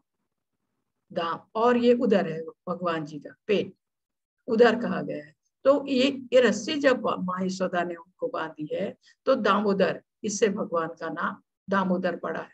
दाम और उदर, उदर से बांधी गई ये रस्सी, दामोदर ये नाम। ये मैं आपको छोटा सा इसके बारे में एक दृष्टांत बताती हूँ। जब भगवान कृष्ण बहुत छोटे थे, बहुत शरारत करते थे, अपनी लीला कर रहे थे, शरारत करते थे। तो क्या था कि नंद गांव से ये मटके भर के दूध दही घी ये कंस के यहाँ मथुरा जाता था। नंद गांव मथुरा में बहुत दूरी नहीं है लेकिन है। तो जो गोपियां सिर में मटके रख के ले जाती थी, असल में भगवान का उद्देश्य ये था कि कंस को ये चीजें ना दी जाए। लेकिन अब वो ये तो कुछ कह नहीं सकते थे क्योंकि वो तो मनुष्य रूप में लीला कर रहे थे, छोटे बच्चे के उसमें। वो क्या करते थे, अपने बाल बालों के साथ में एक जगह में छुप जाते थे। सबके हाथ में गुलेल होती थी। जैसे ही गोपियां मटके सिर में रख के निकलती थी, ये पीछे से गुलेल से पत्थर मार के वो सारे मटके तोड़ देते थे। और वो गोपियां परेशान होके हमेशा ऐसा ये रोज करते थे, माँ यशोदा के पास जाते कि हमारे, लेकिन वो कभी विश्वास नहीं करती थी कि भगवान ने ऐसा किया हो, मतलब कृष्ण ने ऐसा किया होगा, क्योंकि माँ यशोदा ने तो इन्हें कभी भगवान माना ही नहीं, पुत्र माना, पुत्र की तरह ही स्नेह किया। तो बोलती थी वो ऐसा नहीं करेंगे। कई दिन जब शिकायत आई, एक दिन माँ यशोदा ने सोचा मैं आज पता करूं, देखूं तो सही। वो भी एक मटका सिर में लेके गोपियों के साथ गई और घूंघट निकाल ली ताकि पहचाने नहीं उनको कृष्णा। तो जैसे ही वहां पहुंचे, इन्होंने वही किया, छुपके रहते थे गुलेल, और माँ यशोदा की मटकी भी फूट गई। तब उन्होंने जैसे घूंघट उठाया और उन्हें बहुत गुस्सा आया। भगवान को लाके एक ओखली आप देख रहे हैं, ओखली से उनको बांधना चाहे। यहाँ भी भगवान ने लीला की, जितनी रस्सियां माँ यशोदा लेकर आई सबको 2 इंच छोटी कर देते थे। हर कितनी बड़ी लेकर आए 2 इंच छोटी कर देते थे ताकि वो बांध ही ना पाए। जब उनको लगा कि माँ थक गई है तब उन्होंने बांधने दिया और वो इनको ओखली से बांध के वहां से चली गई। और इनके जो आंगन में, माँ यशोदा के आंगन में 2 पेड़ थे, वो श्रापित पुत्र थे कुबेर के। कुबेर के जो पुत्र थे उनको नारद जी ने श्राप दिया। कारण क्या था, एक बार वो कुछ स्त्रियों के साथ तालाब में स्नान कर रहे थे, नारद जी वहां से निकले तो उन्होंने कोई हरकत नहीं की, जैसे थे वैसे ही रहे। नारद जी को बहुत गुस्सा आया, उन्होंने कहा तुम जड़ हो जाओ, श्राप दिया। नल कुबेर और मणिग्रीव ये उनके पुत्र थे, दोनों भाई थे कुबेर के पुत्र। तो उनको श्राप दे दिया। श्राप दिया तो वो माँ यशोदा के आंगन में 2 पेड़ बन के रहे। तो भगवान तो अंतर्यामी है, उनको तो सब पता है। जैसे ही माँ यशोदा गई, भगवान ने इस ओखली को जमीन में गिराया, इसको घसीटते हुए उन 2 पेड़ों के बीच में लाए और एक झटके से दोनों पेड़ उखाड़ दिए भगवान ने।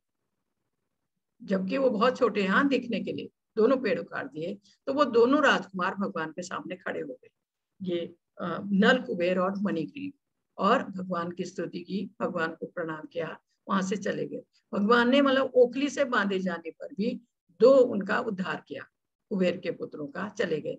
और जब पेड़ गिरने की आवाज आई तब सब लोग भाग के आए, रोते रोते माँ यशोदा भी आए कि मेरे लल्ला को चोट लग गई होगी, उठा के गोद में उनको ले गई। लेकिन किसी ने ये नहीं जाना कि ये पेड़ भगवान ने गिराए, सबने सोचा ये हवा से उखड़ गए हैं। तो ये भगवान की ऐसी छोटी छोटी लीलाएं सब जगह है। इसके बाद दिया है कृष्ण और हम में अंतर।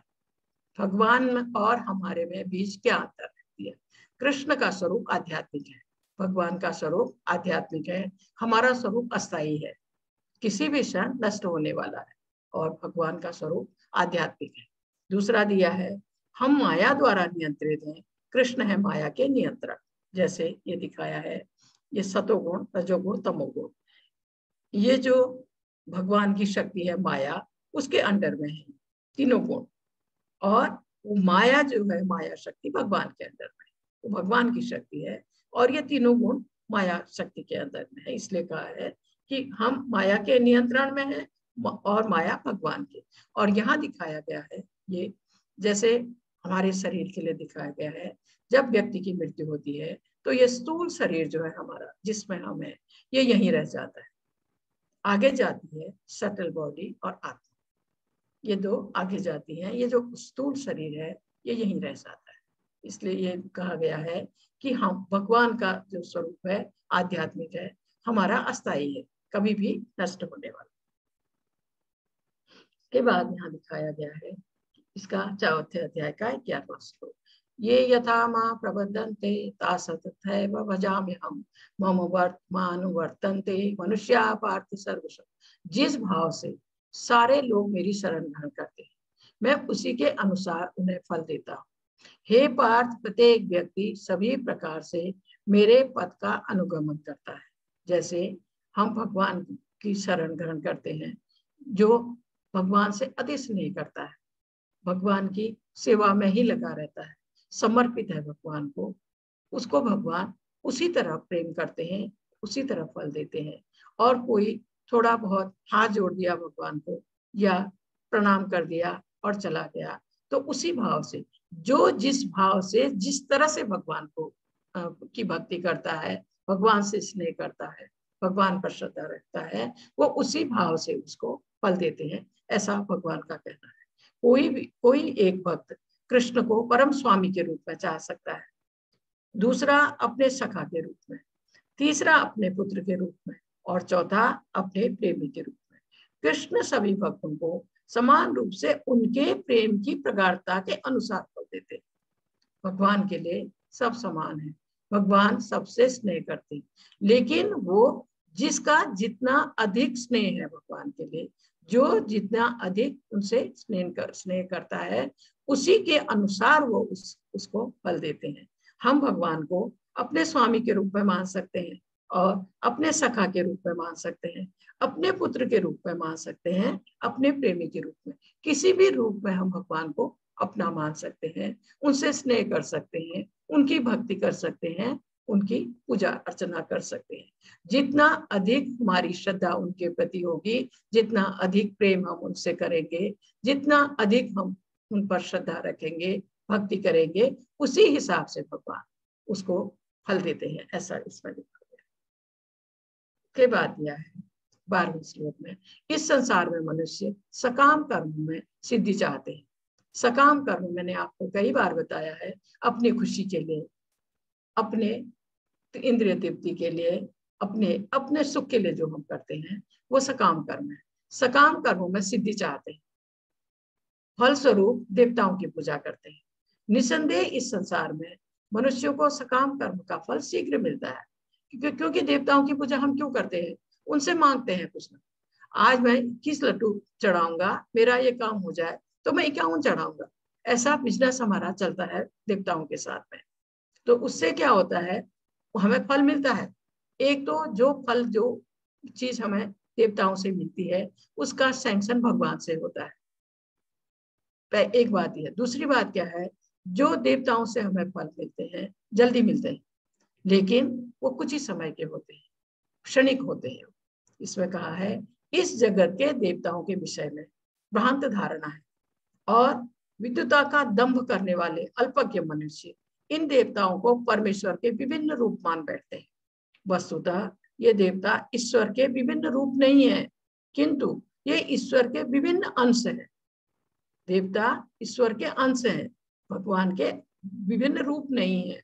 ईश्वर तो एक है, किंतु अंश अनेक है। ईश्वर एक है, ईश्वरः परम कृष्णा सच्चिदानंद विग्रह। भगवान एक है और सब उनके अंश हैं। इसमें दिखाया है देवताओं की पूजा करते। इसके बाद दिया है इसका 13वां श्लोक। इसमें चातुर्वर्ण मया सृष्टं गुण कर्म विभाग स तस्य कर्तारम अपिमा विद्या कर्तारम अपव्ययम। प्रकृति के तीनों गुणों और उनसे संबंध कर्म के अनुसार मेरे द्वारा मानव समाज के 4 विभाग रचे गए हैं। भगवान कह रहे हैं ये भगवान के द्वारा जो वर्ण व्यवस्था हुई है ये मनुष्य के द्वारा नहीं, ये भगवान के द्वारा 4 विभाग रचे गए। यद्यपि मैं इस व्यवस्था का सृष्टा हूं, किंतु तुम यह जान लो कि इतने पर भी अपव्यय अकर्ता हूं। भगवान कह रहे हैं कि यह व्यवस्था मेरे द्वारा की गई है, भगवान के द्वारा की गई है। इसके बाद भी मैं इससे अलग हूं, इससे मेरा कोई लेना देना नहीं, ऐसे समझाया गया है। भगवान ही वर्णाश्रम व्यवस्था के सृष्टा है। ब्राह्मण क्षत्रिय वैश्य शूद्र, ये जो 4 वर्ण व्यवस्था है भगवान के द्वारा की गई है। लेकिन भगवान कह रहे हैं मैं इससे अलग हूँ, इससे मेरा कोई वो नहीं है, क्योंकि भगवान दिव्य है, हम सब भौतिक हैं। इसमें कहा है कि ब्राह्मण क्षत्रिय वैश्य बुद्धिमान व्यक्तियों का वर्ग आता है जो सतोगुणी होने के कारण ब्राह्मण कहलाता है। जैसे यहाँ दिया गया है, ये जो तमोगुण रजोगुण को पार कर सतोगुण में होता है और सतोगुण में होने पर वो भगवान की भक्ति कर रहा है, उसको शास्त्रों का ज्ञान है, आंतरिक बाहरी रूप से अपने को स्वच्छ रखता है और भगवान की भक्ति कर रहा है उसको वो, और उसमें संयम है, वो है ब्राह्मण या सतोगुण में। उसके बाद बात आती है क्षत्रिय की। इसमें कहा दूसरा वर्ग प्रशासक वर्ग का है, जिन्हें रजोगुणी होने के कारण क्षत्रिय कहा जाता है, क्योंकि क्षत्रिय रजोगुणी है। क्षत्रिय का काम है युद्ध करना और शासन करना। उसके बाद आता है वैश्य। वैश्य के लिए कहा गया है कि गौरक्षा, गौरक्षा, गौपालन और बिजनेस, यह क्षत्रिय का, ये वैश्य का काम है। और वैश्य में क्या है कि ये रजोगुण और तमोगुण मिक्स है, मिला हुआ है, दोनों गुण है इसमें थोड़े थोड़े। गौरक्षा और बिजनेस ये काम है वैश्य का। और शूद्र जो श्रमिक वर्ग है, इसको लिखा है श्रमिक वर्ग के लोग तमोगुणी होते हैं। इसमें कहा इन सबसे ऊपर कृष्ण भावना भावित व्यक्ति ब्राह्मण से भी बढ़कर होता है।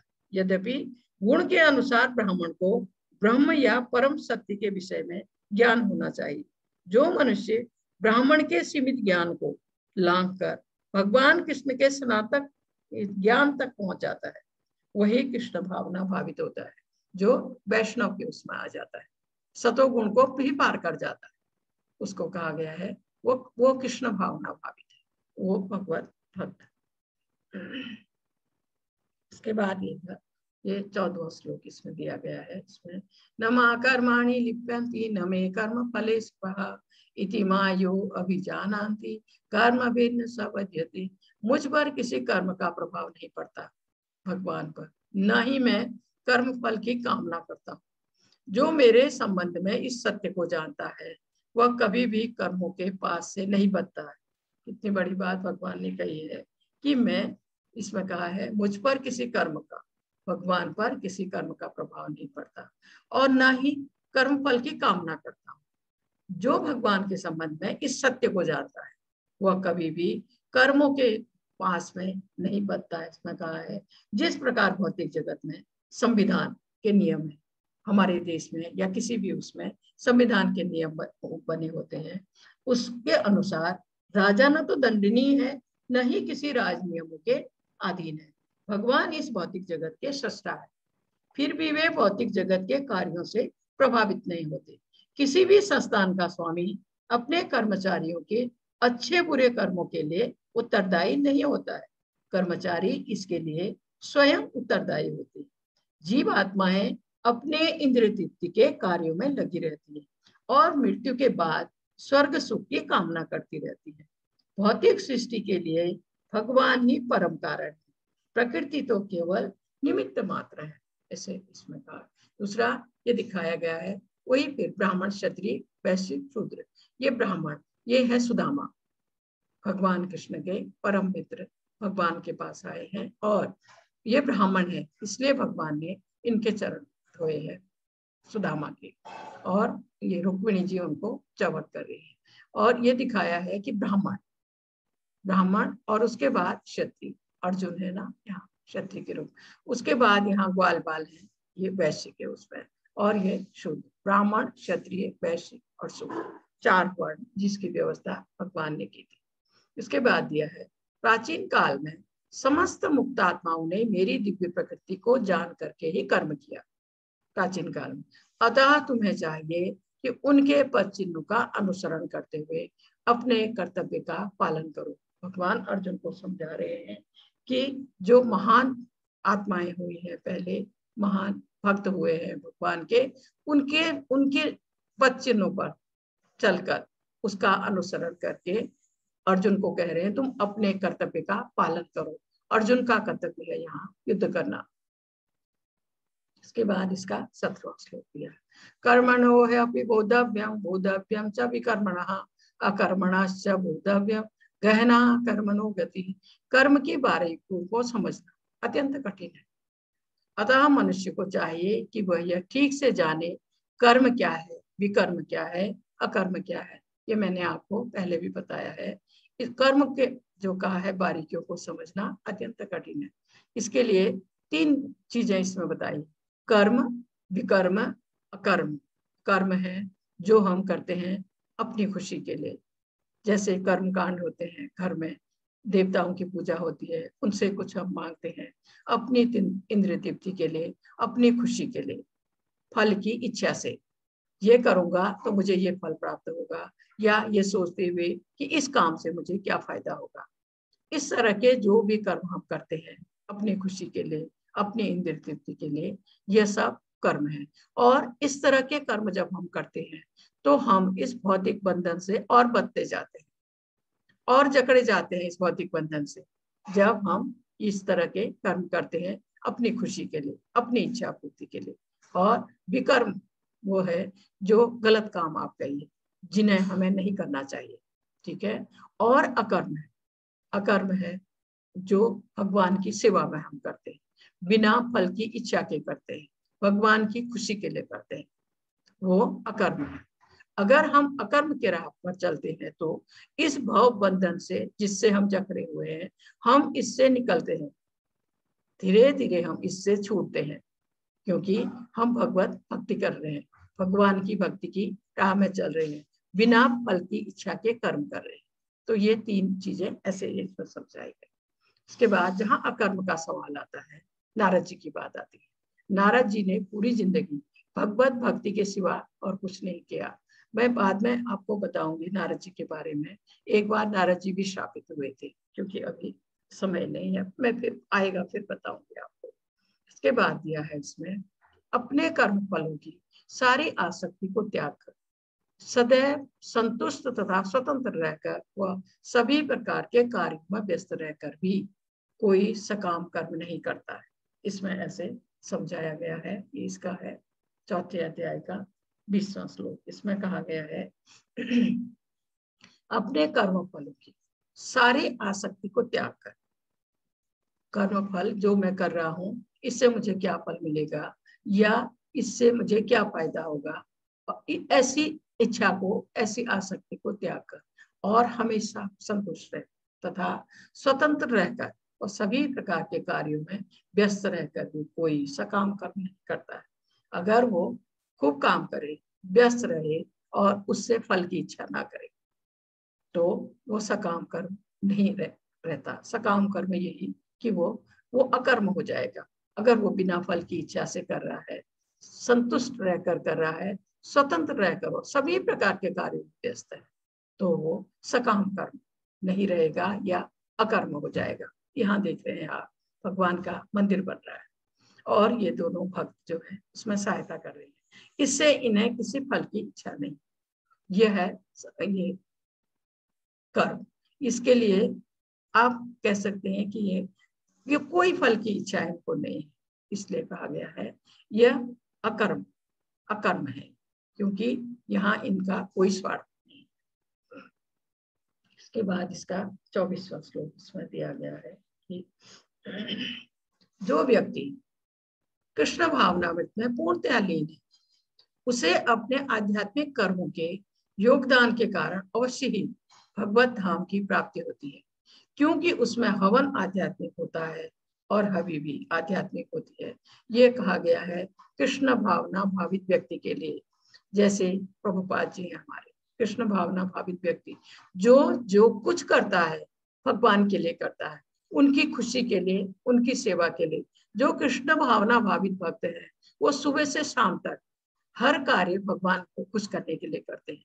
सुबह से 3:30 बजे उठते हैं वो भक्त, उसके बाद मंगल आरती करते हैं, उसके बाद भगवान का अभिषेक करते हैं, श्रृंगार करते हैं, उसके बाद उनके लिए भोग बनाते हैं, उनको भोग लगाते हैं। और जो भक्त हैं साथ में ये भगवत नाम का जप करते हैं, महामंत्र का जप करते हैं। 16 माला भगवान इन्होंने प्रभुपाद जी ने कहा है 16 माला कम से कम, कोई 20 करता है, कोई 25 करता है, जिसको जितना समय मिलता है। भगवत गीता भागवतम पढ़ते हैं, रोज पढ़ते हैं, और साथ में जब भक्त होते हैं भगवत नाम के चर्चा करते हैं। उनका एक एक क्षण भगवान की सेवा में जाता है, एक एक क्षण, और बहुत ही खुशी के साथ, क्योंकि वो अपने को भगवान के चरणों में समर्पित कर चुके हैं। इसके लिए ऐसे भक्त के लिए कहा गया है आध्यात्मिक कर्मों के योगदान के कारण, क्योंकि उनके सारे कर्म आध्यात्मिक हैं। कोई भी कर्म भौतिक वो भक्त नहीं कर रहे हैं, जो कर रहे हैं भगवान की सेवा में कर रहे हैं। तो इसलिए कहा है ऐसे योगदान के कारण अवश्य ही भगवत धाम की प्राप्ति होती है ऐसे भक्तों को, क्योंकि वो समर्पित है भगवान के चरणों में। उनमें हवन आध्यात्मिक है, हवि भी आध्यात्मिक है। इसमें कहा गया है हवन कहते हैं जो हवन हम करते हैं, हवि कहते हैं जो हवन में सामग्री चढ़ाई जाती है, क्योंकि वो सब कुछ जो कर रहे हैं भगवान के लिए कर रहे हैं, जैसे हमारे प्रभुपाद जी। इसके बाद दिया गया है इसका 26वां श्लोक। इसमें से कुछ विशुद्ध ब्रह्मचारी जो ऊपर बैठे हुए आपको देख रहे हैं, ये सब ब्रह्मचारी। कुछ विशुद्ध ब्रह्मचारी श्रवणादि क्रियाओं तथा इंद्रियों को मन के नियंत्रण रूपी अग्नि में स्वाह कर देते।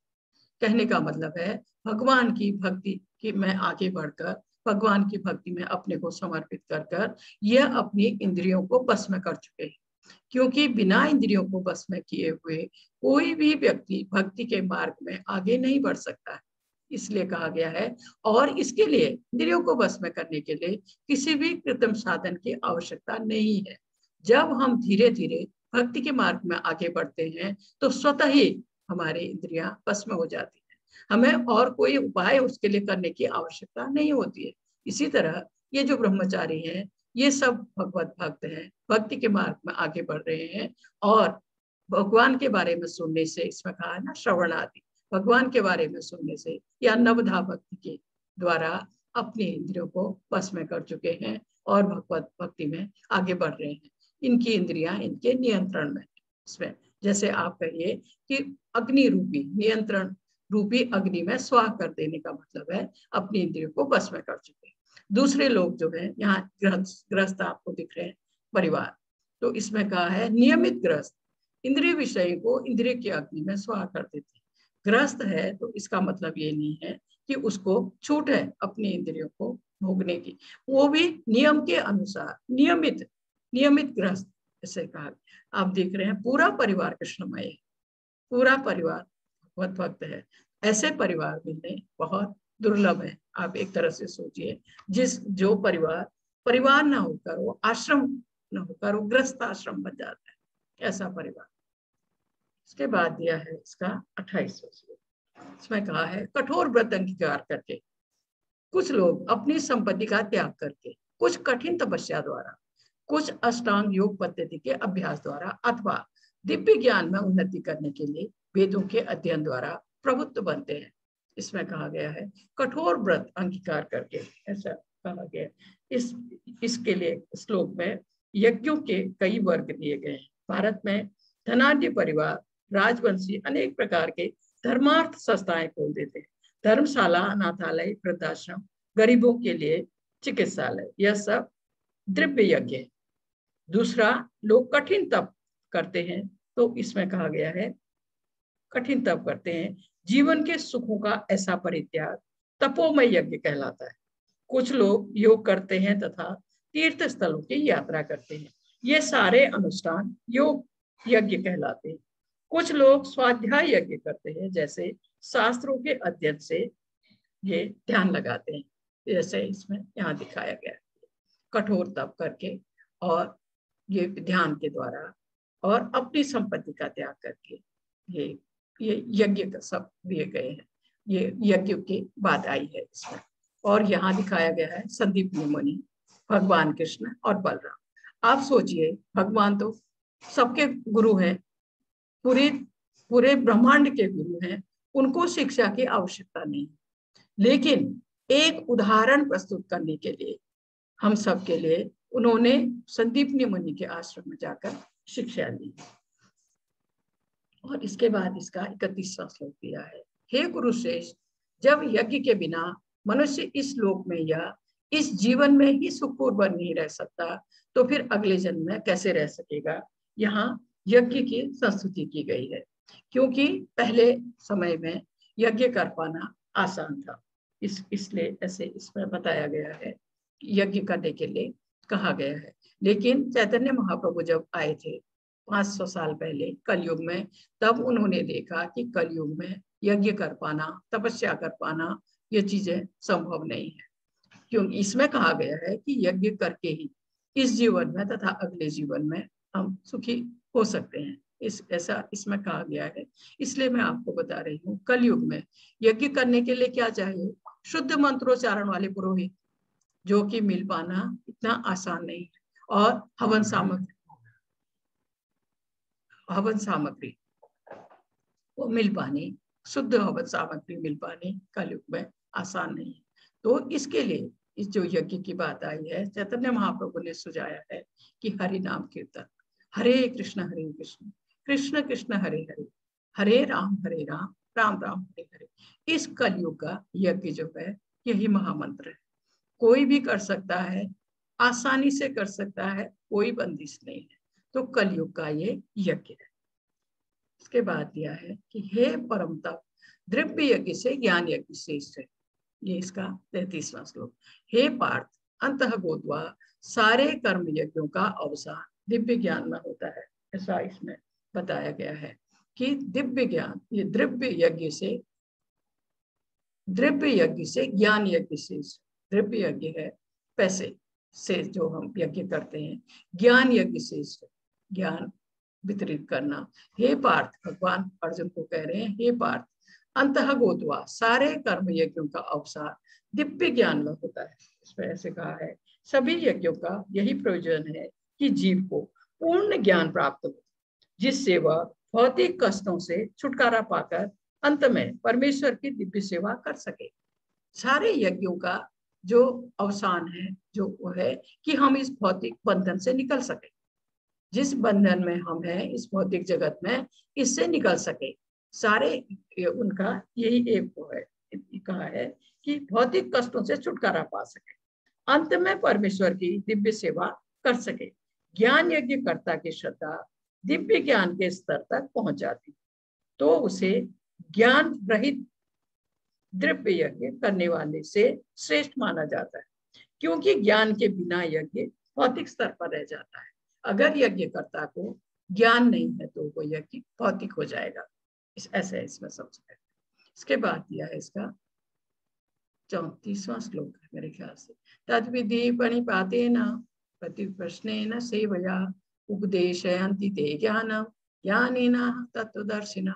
तुम गुरु के पास जाकर सत्य को जानने का प्रयास करो, उनसे विनीत होकर जिज्ञासा करो और उनकी सेवा करो।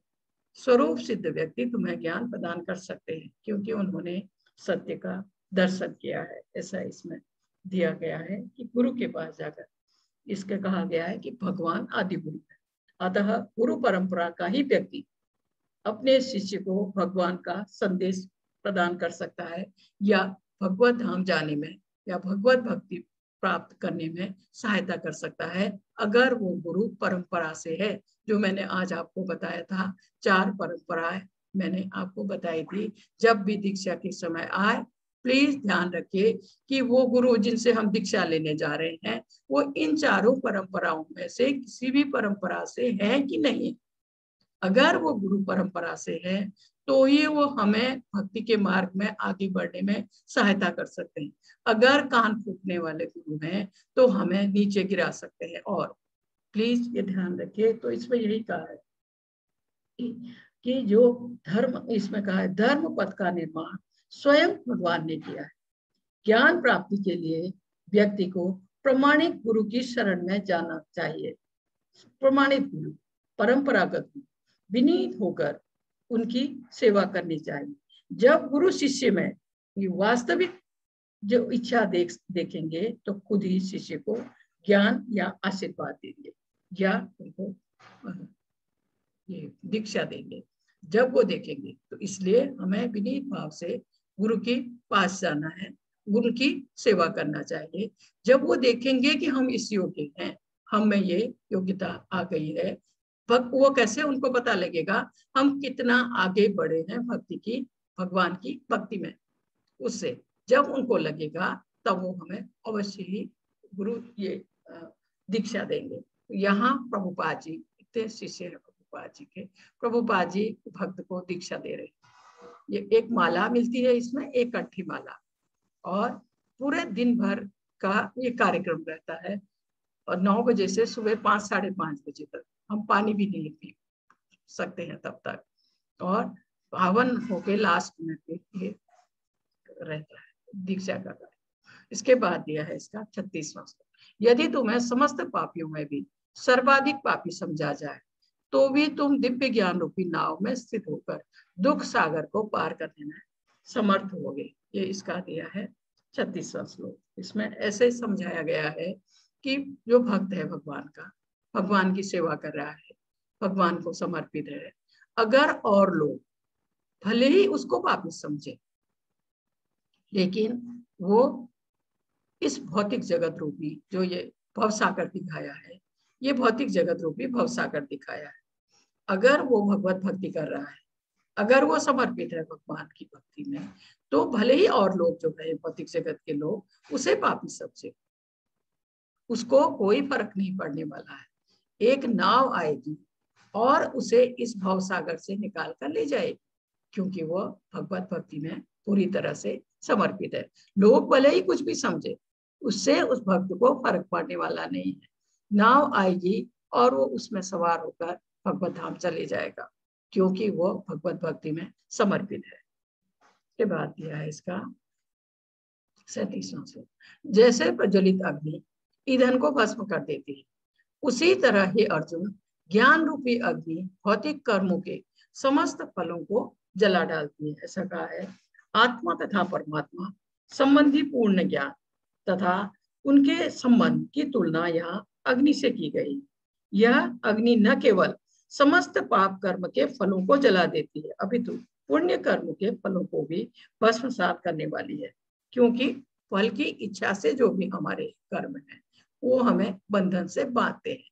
इसलिए कहा है कि इसकी प्रज्वलित अग्नि ईंधन को भस्म कर देती है। उसी प्रकार अर्जुन ज्ञान रूपी अग्नि, जब हमें ज्ञान हो जाता है तो भौतिक कर्म के समस्त फलों को, जो हम फल की इच्छा से हम जो हमने कर्म अपनी खुशी के लिए जो हम कर रहे हैं, ये जो अगर हम ज्ञान हमें है तो वो भी भस्म हो जाएंगे। ऐसा कहा है इसके लिए।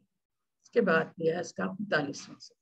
श्रद्धावान लभते ज्ञानम तत्परः संयतेन्द्रियः ज्ञानम लब्ध्वा परां शांति अधिरिचेराधिगच्छति। जो श्रद्धालु दिव्य ज्ञान में समर्पित है, भगवान को समर्पित है दिव्य ज्ञान में, उससे इंद्रियों को वश में कर लिया है। क्योंकि जब व्यक्ति अपनी इंद्रियों को वश में कर पाएगा, वही भगवत भक्ति के मार्ग में आगे बढ़ेगा। वह इस ज्ञान को प्राप्त करने का अधिकारी है। उसे प्राप्त करते ही वह तुरंत आध्यात्मिक शांति को प्राप्त होता है। ऐसा इसमें कहा गया है। भगवान में अटूट विश्वास रखने वाला व्यक्ति ही इस तरह का कृष्ण भावना भावित ज्ञान प्राप्त कर सकता है। वही पुरुष श्रद्धावान कहलाता है। यह श्रद्धा भक्ति के द्वारा तथा हरे कृष्ण मंत्र के जप द्वारा प्राप्त की जाती है, क्योंकि इस मंत्र के जाप से हृदय की सारी मलिनता दूर हो जाती है। इसके साथ ही मनुष्य को अपनी इंद्रियों को संयमित रखना चाहिए। जो व्यक्ति कृष्ण के प्रति श्रद्धावान है और इंद्रियों को संयमित रखता है, वह शीघ्र ही कृष्ण भावनामृत के ज्ञान में पूर्णता प्राप्त करता है। वही व्यक्ति जो भगवान की भक्ति कर रहा है, धीरे धीरे भक्ति के मार्ग में आगे बढ़ रहा है, स्वतः ही उसकी इंद्रियां भस्म हो जाएंगी, और जब इंद्रिय भस्म हो जाएंगी तो वो भक्ति के मार्ग में आगे स्वतः ही आगे बढ़ता चला जाएगा, क्योंकि इंद्रियां हमें भौतिक सुख की ओर खींचती हैं। इनको इसलिए कहा है कि इनको भस्म करना आवश्यक है, नहीं तो हम इस भौतिक बंधन में ही रह जाएंगे।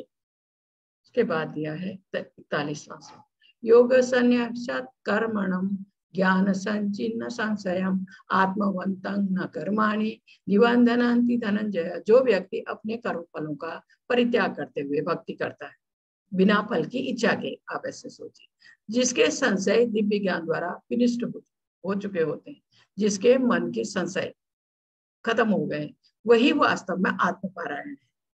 हे धनंजय, वह कर्म के बंधन से नहीं बंधता। ऐसा व्यक्ति कर्मों के बंधन से नहीं बंधता है। जो मनुष्य भगवत गीता की शिक्षा का उसी रूप में पालन करता है जिस रूप में भगवान श्री कृष्ण ने दी है, भगवत गीता के निर्देश कहिए, भगवत गीता की शिक्षा, वह दिव्य ज्ञान की कृपा से ऐसा व्यक्ति समस्त संशयों से मुक्त हो जाता है। पूर्णतः कृष्ण भावना भावित होने के कारण उसे श्री भगवान के अंश रूप में अपने स्वरूप का ज्ञान पहले ही हो जाता है। अतएव निसंदेह वह कर्म बंधन से मुक्त है। ऐसा व्यक्ति, या आप कहिए कृष्ण भावना भावित भक्त, जैसे यहाँ आपको दिख रहे हैं। की बात है इसका 42वां। अतएव तुम्हारे हृदय में अज्ञान के कारण जो संशय होते हैं उन्हें ज्ञान रूपी शस्त्र से काट डालो। हे भारत, तुम योग से समन्वित होकर खड़े हो और युद्ध करो। भगवान अर्जुन को कह रहे हैं, अज्ञान के कारण जो भी तुम्हारे मन में संशय है, जैसे अर्जुन के मन में संशय है, मैं अपने ही लोगों से कैसे युद्ध करूं, अपने ही लोगों को मैं कैसे मारूं, उनको युद्ध से बचाना, ये उसके मन में जो संशय है। भगवान कह रहे हैं, अज्ञान के कारण जो संशय तुम्हारे मन में उठे हैं उन्हें ज्ञान रूपी शस्त्र से काट डालो। हे भारत, तुम योग से समन्वित होकर खड़े हो और युद्ध करो, तुम अपना कर्तव्य करो। इसके बाद प्रभुपाद जी ने इस अध्याय के लिए कुछ कहा। इस अध्याय में जिस योग पद्धति का उपदेश हुआ है वह सनातन योग कहलाता है। इस योग में 2 प्रकार के यज्ञ कर्म किए जाते हैं। एक तो द्रव्य का यज्ञ, दूसरा आत्मज्ञान यज्ञ, जो विशुद्ध आध्यात्मिक कर्म है। आध्यात्मिक क्रियाएं 2 प्रकार की होती हैं, आत्मबोध या अपने स्वरूप को समझना, तथा श्री भगवान विषयक सत्य। जो भगवत गीता के मार्ग का पालन करता है वह ज्ञान की इन दोनों श्रेणियों को समझ सकता है। उसके लिए भगवान के अंश स्वरूप आत्मज्ञान को प्राप्त करने में कोई कठिनाई नहीं होती। ऐसा ज्ञान लाभप्रद है, क्योंकि ऐसा व्यक्ति भगवान के दिव्य कार्यकलापों को समझ सकता है। कृष्ण भावनामृत के सिद्धांतों को स्वीकार करके अज्ञान को क्रमशः दूर किया जा सकता है। हरे कृष्णा हरे कृष्णा हरे कृष्णा। सॉरी माता जी, मैं लेट हो जा रही हूँ। जी जी, कोई क्वेश्चन है तो ले लीजिए माता जी। जी माता जी, जिनके भी प्रश्न है वो अपने हैंड रेज कर सकते हैं। हरे कृष्णा जी। हरे कृष्णा। जया जय जितानी जी, अपने आप को अनम्यूट कर सकती हैं। हरे जया कृष्णा। जय। हरे कृष्ण माता जी। हरे कृष्णा। बोले माता जी, पार्षद का मतलब क्या होता है? क्या? पार्षद। पार्षद? आपने जी जी जी जी जी माता जी। हाँ, तो माता इसका जी, अर्थ क्या होता है? पार्षद माता जी, जैसे आप कहिए दोस्त भी कह सकते हैं, आप सखा भी कह सकते हैं। जी जी जी माता जी, पार्षद तो तो वही ना। जी जी। कृष्ण जी तो अपने महादेव को अपने गुरु मानते थे ना? माता जी, ये चीजें आप कहाँ से पढ़ती हैं? वो तो जी भगवान के भक्त हैं, शिव जी भगवान के भक्त हैं। जी शिव जी माता जी, देवता हैं, भगवान के भक्त हैं। जी माता जी। पर शिव पुराण में तो ऐसा ही लिखा था, और जो अभी ये राधा कृष्ण का हम जो देखते हैं उसमें भी यही बताया गया है कि कृष्ण जी महादेव को गुरु मानते थे, और गुरु जो महादेव थे वो श्री कृष्ण को अपने आराध्य मानते हैं। तो आराध्य का मतलब क्या होता है, वो मैं आराध्य है, जान सकती हूँ? आराध्य का मतलब होता है शिव जी हमेशा भगवान की पूजा करते हैं, भगवान का ध्यान करते हैं। शिव जी के मुंह में हमेशा वही है, भगवान राम का नाम रहता है माता जी। शिव जी भगवान राम के भक्त हैं। और एक चीज और आपको समझाती हूँ, भगवान कृष्ण, भगवान विष्णु, भगवान राम, ये भगवान है। इनके सिवा सब देवता है। जी जी सब देवता है। देवताओं में भी शिव जी का स्थान सबसे ऊपर है। जी माता जी। जी जी हरे कृष्णा। हरे कृष्ण। हरे कृष्ण। हरे कृष्ण। हरे कृष्णा। उपेंद्र राय प्रभु जी, अपने आप को अनम्यूट कर सकते हैं। हरे कृष्ण माता जी। हरे कृष्णा। हरे कृष्णा। जी माता जी, हम महामंत्र का जप मन में कर सकते हैं ना, उसके लिए बोलने की आवश्यकता नहीं है ना? प्रभु जी मन में भी कर सकते हैं, जब आप काम कर रहे हैं तो तब कीजिए, ठीक है। लेकिन उसको आवाज में, इतनी आवाज में करना चाहिए कि हमारे कान उसको सुनने में लगे, नहीं तो ध्यान भटकता है, मन हाँ इधर वो उधर चला जाता है। जी प्रभु जी, अगर हम उसको सुनने की कोशिश करेंगे ना, हमारे कानों को हम उस तरफ लगाएंगे तो हमारे कान, जीभ ये शुद्ध हो जाती है। हाथ में माला है, हाथ जीभ कान हमारे शुद्ध हो जाते हैं प्रभु जी। जी ठीक है माता जी, यही क्वेश्चन तो मेरा मन भटकता है, मतलब जब जब सबका करता हूँ। भटकता है प्रभु जी, शुरू शुरू में सबका भटकता है। धीरे धीरे अभ्यास से फिर ये बस में आ जाता है। जी प्रभु जी, जल्दी नहीं होगा, समय लगेगा, लेकिन ये बाद में नहीं भटकता फिर। जी प्रभु जी, आपका नहीं, सबका भटकता है। जी प्रभु जी। ठीक, हरे कृष्ण। धन्यवाद माता जी। हरे हरे कृष्ण। कृष्ण। हरे कृष्ण। रेडमी माता जी, अपने आप को अनम्यूट कर सकती हैं।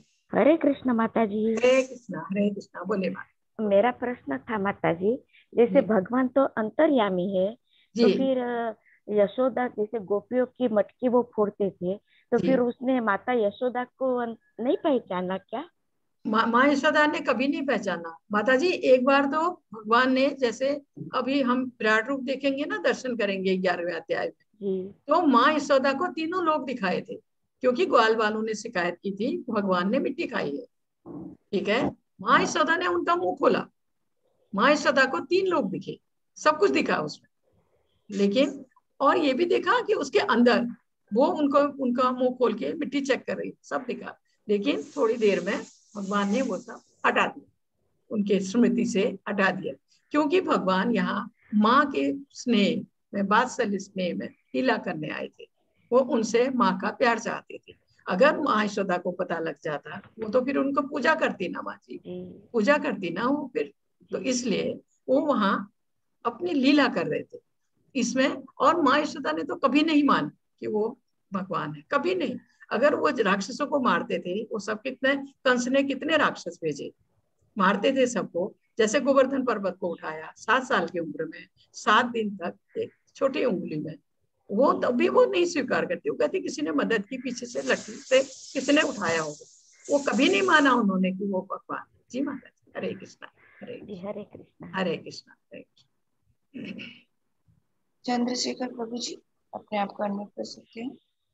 जी हरे कृष्ण माता जी। हरे कृष्णा प्रभु, बोलिए बोलिए। माता जी, आज आपने बताया था कि जैसे जब किसी इंसान की मृत्यु होती है तो उसमें उनकी आत्मा के साथ उनका सूक्ष्म जी शरीर भी निकलता है। जाता तो जाता है। हाँ, जाता है। तो मुझे जानना था कि जैसे अगला जन्म होता है तो ये सूक्ष्म शरीर भी उसमें जाता है या इसका नहीं क्या महत्व है?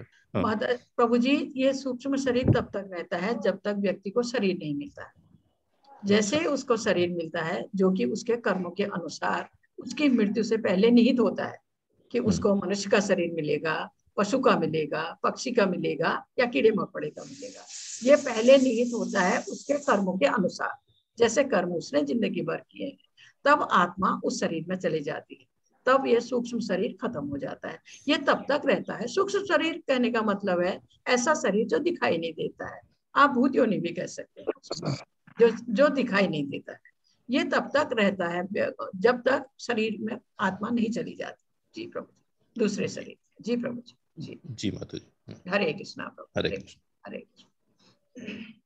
प्रज्ञा दीपक गुप्ता माता जी, अपने आप को अनम्यूट कर सकते हैं। हरे कृष्णा। हरे कृष्णा। बोले बोले बोले माता। हरे कृष्णा। आपकी आवाज नहीं आ रही है। हरे कृष्णा प्रज्ञा माता जी। माता जी इनकी आवाज नहीं आई। नहीं आ रही, दूसरा ले लीजिए माता जी माता जी। जी। जी मानसी गुप्ता माता जी अपने आप को अनम्यूट कर सकती है। हरे मानसी कृष्णा। गुप्ता। हरे कृष्णा। हरे कृष्णा। हरे कृष्णा। हरे कृष्ण। बोलिए। हरे कृष्णा। हरे कृष्ण। बोलिए, आपको कुछ पूछना है तो बोलिए। आपकी आवाज नहीं आ रही है प्रभु जी। दूसरा ले ले माता जी। हाँ ले लीजिए। अनामिका कुमारी माता जी अपने आप को अनम्यूट कर सकती है। अनामिका कुमारी। हरे कृष्णा। बोले हरे कृष्ण माता जी। बोलिए बोलिए। जी माता जी, कृष्ण भगवान को वासुदेव जी कारागार से कैसे ले गए थे? कारागार से कैसे ले गए थे? टोकरी में रख के, एक टोकरी में रख के अपने सिर में रख के। जी माता जी। रात रात में अंधेरे में बारिश हो रही थी तो तब ले गए थे। जी माता जी।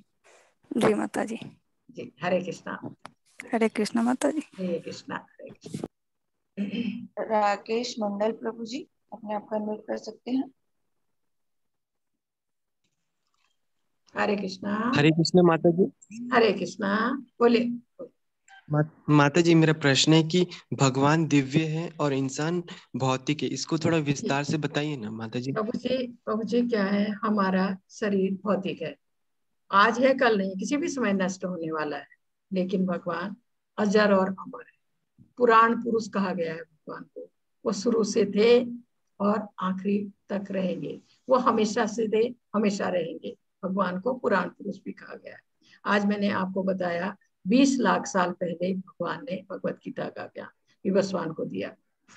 वो जब सृष्टि हुई, सृष्टि का प्रारंभ हुआ, भगवान के सिवा कुछ नहीं था, न सूर्य न चंद्र न कोई और, सिर्फ भगवान थे।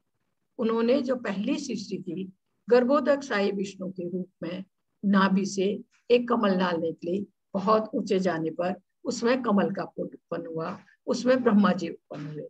ब्रह्मा जी ने फिर भगवान की सहायता से सृष्टि की है। इसलिए भगवान, आप कहिए कि भगवान हमेशा से है, हमेशा रहेंगे, और हम अभी हैं, अगले क्षण नहीं है। हमारा शरीर नश्वर है, ये कभी भी खत्म हो जाने वाला है। जी प्रभु जी। हरे कृष्णा। हरे कृष्णा। आईफोन जी आप अपने आप को अनम्यूट कर सकते हैं। हरे कृष्णा। हेलो। बोले बोले। हाँ माता जी, ये ज्ञान आत्म यज्ञ क्या होता है? आत्म ज्ञान यज्ञ जो आप लास्ट में बोली थी, आत्मा ज्ञान यज्ञ, आत्म यज्ञ जो बोली थी, आत्मा यज्ञ। प्रभु जी ये भक्ति से वो है। भक्ति, जब हम भगवान की भक्ति कर रहे हैं जी, जैसे कई तरह से बताया था। कोई जैसे आप कठिन तपस्या कर रहा है, वो भी यज्ञ है। कोई तीर्थ यात्रा कर रहे हैं भगवान के, वो भी यज्ञ है। कोई जैसे हॉस्पिटल खुलवा रहे हैं, ये कर रहे हैं पैसे के उस पर, वो भी यज्ञ है। इसी तरह से जो हम भगवत भक्ति कर रहे हैं वो, और जानते हुए समझते हुए, ऐसे नहीं, क्योंकि हमें ज्ञान है उस चीज का, किस तरह से हम इस भव बंधन से निकल सकेंगे। क्योंकि जब हम भौतिक बंधन में बंधे हुए हैं इस भौतिक जगत में, तो अगर हमें ज्ञान प्राप्त हो जाता है कि हम भगवत भक्ति के द्वारा इससे निकल सकते हैं, तो इस तरह के जो भी हम कार्य करते हैं भगवान की सेवा में, भगवान की भक्ति में, और दूसरों के लिए, जैसे उसमें, जैसे आप सोचिए तपस्या कर रहे हैं लंबे समय ये भी दिखाया, तो ये सब यज्ञ कहलाते हैं। जी प्रभु जी। हरे कृष्णा। हरे कृष्णा। हरे कृष्णा। अजय गुप्ता प्रभु जी अपने आप को अनम्यूट कर सकते हैं। हरे कृष्णा। हरे कृष्णा। हरे कृष्णा। बोले माता जी, ये कहते हैं कि भगवान कभी भी गर्भ से जन्म नहीं लेते हैं। जी जी जी। तो क्या क्या जो श्री कृष्ण जी थे, जो शरीर में आए, वो श्री कृष्ण के शरीर में आए थे भगवान? नहीं प्रभु जी, ऐसा हुआ था, वो कारागार में चतुर्भुज रूप में खड़े हुए जब उनके प्रकट होने का समय आया। चतुर्भुज रूप में शंख चक्र गदा पद्म के साथ खड़े हो गए, आके प्रकट हो गए ना। तो देवकी ने उनको हाथ जोड़ के कहा कि आप छोटे शिशु के रूप में आ जाइए। तो भगवान बहुत छोटा रूप लेकर देवकी के गर्भ में चले गए, बहुत छोटा सा रूप लेके, और तब वो छोटे शिशु के रूप में आ गए। जी प्रभु जी। जी तो ये क्या है कि अजन्मा भगवान को अजन्मा है वो, और अविनाशी भगवान, न उनका जन्म होता है न उनकी मृत्यु होती है, लेकिन वो जब भी लीला करने आते हैं मनुष्य के रूप में ऐसा दिखाते हैं, सब कुछ हरकतें जैसे मनुष्य के रूप की तरह ही करते हैं। जी प्रभु जी। जी तो उनका जो रूप, मतलब भगवान का जो रूप है और जो जिस शरीर में जन्म लेते हैं वो रूप भिन्न है। जैसे जैसे जैसे कृष्ण भगवान जो आए थे वो माता जी के गर्भ में आए थे, जानकी देवकी माता के। तो वो जो उन्होंने शरीर धारण करा, वो शरीर और वो रूप अलग है और भगवान अलग हैं। ऐसा नहीं है, वो वही है, उनमें कोई परिवर्तन नहीं होता है प्रभु जी। आकाश की तरह से दिखने वाला उनका जो रूप है वो वही रहता है, लेकिन जब भी लीला करने आते हैं वो अपने को मनुष्य की तरह दिखाते हैं, जबकि वो दिव्य है। हम भौतिक है, वो दिव्य है, उनकी हर चीज दिव्य है, वो मनुष्य के रूप में लीला करने आते हैं। जी जी प्रभु जी। जी धन्यवाद। हरे कृष्णा, हरे कृष्णा। 7DA 17, आप अपने आप को अनम्यूट कर सकते हैं। हरे कृष्णा जी। 7DA 17 487, आप अपने आप को अनम्यूट कर सकते हैं। हरे कृष्णा माता जी दूसरा प्लीज प्लीज। हरे कृष्णा बोलिए। किया है नहीं। हाँ बोलिए प्रभु जी। हरे कृष्णा जी। हरे कृष्णा जी, बोलिए बोलिए। माता जी, मेरा सवाल ये है जी, कल लाख साल पहले भगवत गीता की का ज्ञान हुआ था जी, तो वो टाइम पे भगवान कौन से अवतार में थे?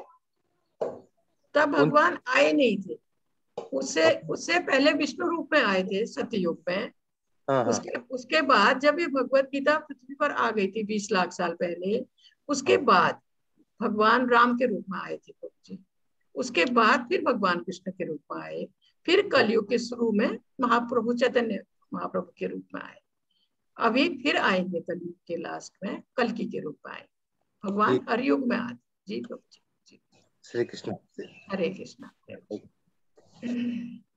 हरे कृष्णा। श्रुति माता जी, आप अपने आप को अनम्यूट कर सकती हैं। हरे कृष्णा। प्रणाम माता जी। हरे कृष्णा, बोलिए माता जी। मेरा प्रश्न ये था कि जैसे आपने बताया कि मनु हम मनुष्य जाति के पिता हैं, मीन्स परम पिता जी। हाँ, तो मतलब हमको ये समझना चाहिए कि वहां से मनुष्य जाति स्टार्ट होती है और उसके पहले के माता जी मनुष्य जाति ब्रह्मा जी से स्टार्ट होती है। ओके, ब्रह्मा तो जी उनके हमारे आप सोचिए हमारे दादा, ऐसा आप सोचिए। अच्छा, यानी मतलब मेरी अंडरस्टैंडिंग ये थी कि उसके पहले आप मतलब उन्हें देवता, जो मनु के पहले थे वो सब देवता थे और उनके बाद जो हुए वो मनुष्य है, ऐसा नहीं माता जी, ये नहीं है। हमारी जो सृष्टि शुरू हुई है वो ब्रह्मा जी से शुरू हुई है। ब्रह्मा जी से हम सब हैं, ऐसा समझिए आप। वो ब्रह्मांड में ही है ब्रह्मा जी, और पहली सृष्टि जो हुई है भगवान ने की ब्रह्मा जी ने फिर भगवान की सहायता से और सृष्टि की। जी ब्रह्मा जी मनुष्य है माता जी, ब्रह्मा जी। जी जी, ऐसा सोचिए आप। जी माता जी। हरे कृष्णा। हरे कृष्णा। पवन टंडन प्रभु जी, आप अपने आप को अनम्यूट कर सकते हैं। हरे कृष्णा माता जी। हरे कृष्णा, बोले माता जी, मुझे पीडीएफ चाहिए था पंचतत्व महामंत्र का। पंचतत्व और महामंत्र का प्रभु जी, कल की जो क्लास आई है ना जी, कल का जो पीडीएफ आपको आया होगा उसमें इस दोनों मिलेगा। कल का पीडीएफ, कल की क्लास 3 नंबर की क्लास, तीसरा अध्याय। अच्छा, उसमें पंचतत्व मंत्र भी है? जरूर होगा प्रभु जी, और अगर नहीं होगा तो व्हाट्सएप में आ जाएगा, आपको दोनों मंत्र आ जाएंगे, ये प्रभु जी भेज देंगे आपको। जी जी माता जी। प्रभु जी। जी हरे कृष्णा। हरे कृष्णा प्रभु। हरे कृष्णा। अजय गुप्ता प्रभु जी, अपने आप को अनम्यूट कर सकते हैं। हरे कृष्णा माता जी। हरे कृष्णा, बोलिए। एक सवाल और था कि जी बोलिए। चैतन्य महाप्रभु के रूप में भगवान आए जी। तो कलयुग में भी भगवान आए? ये कलयुग में ही आए चैतन्य महाप्रभु के रूप में। कलयुग शुरू हो गया था प्रभु जी, वो आए 500 साल पहले।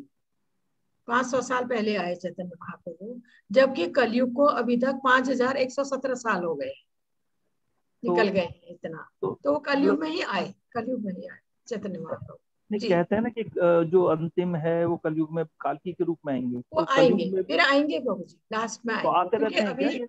नहीं, ये आते नहीं रहते हैं, लेकिन उनकी मर्जी है, कोई उनको बंदिश नहीं है, वो जब चाहे आ सकते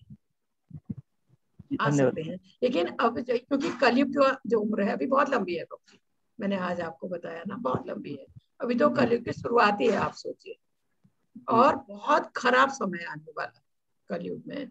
जैसे जैसे ये कलयुग बढ़ेगा, भागवत महापुराण में वर्णन दिया है प्रभु जी, हम भाग्यशाली हैं, हम ठीक समय में हम लोग निकल जाएंगे।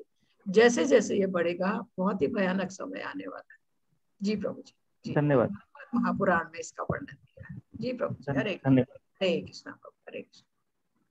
माता जी, चैट बॉक्स में एक प्रश्न है जयेश प्रभु जी का।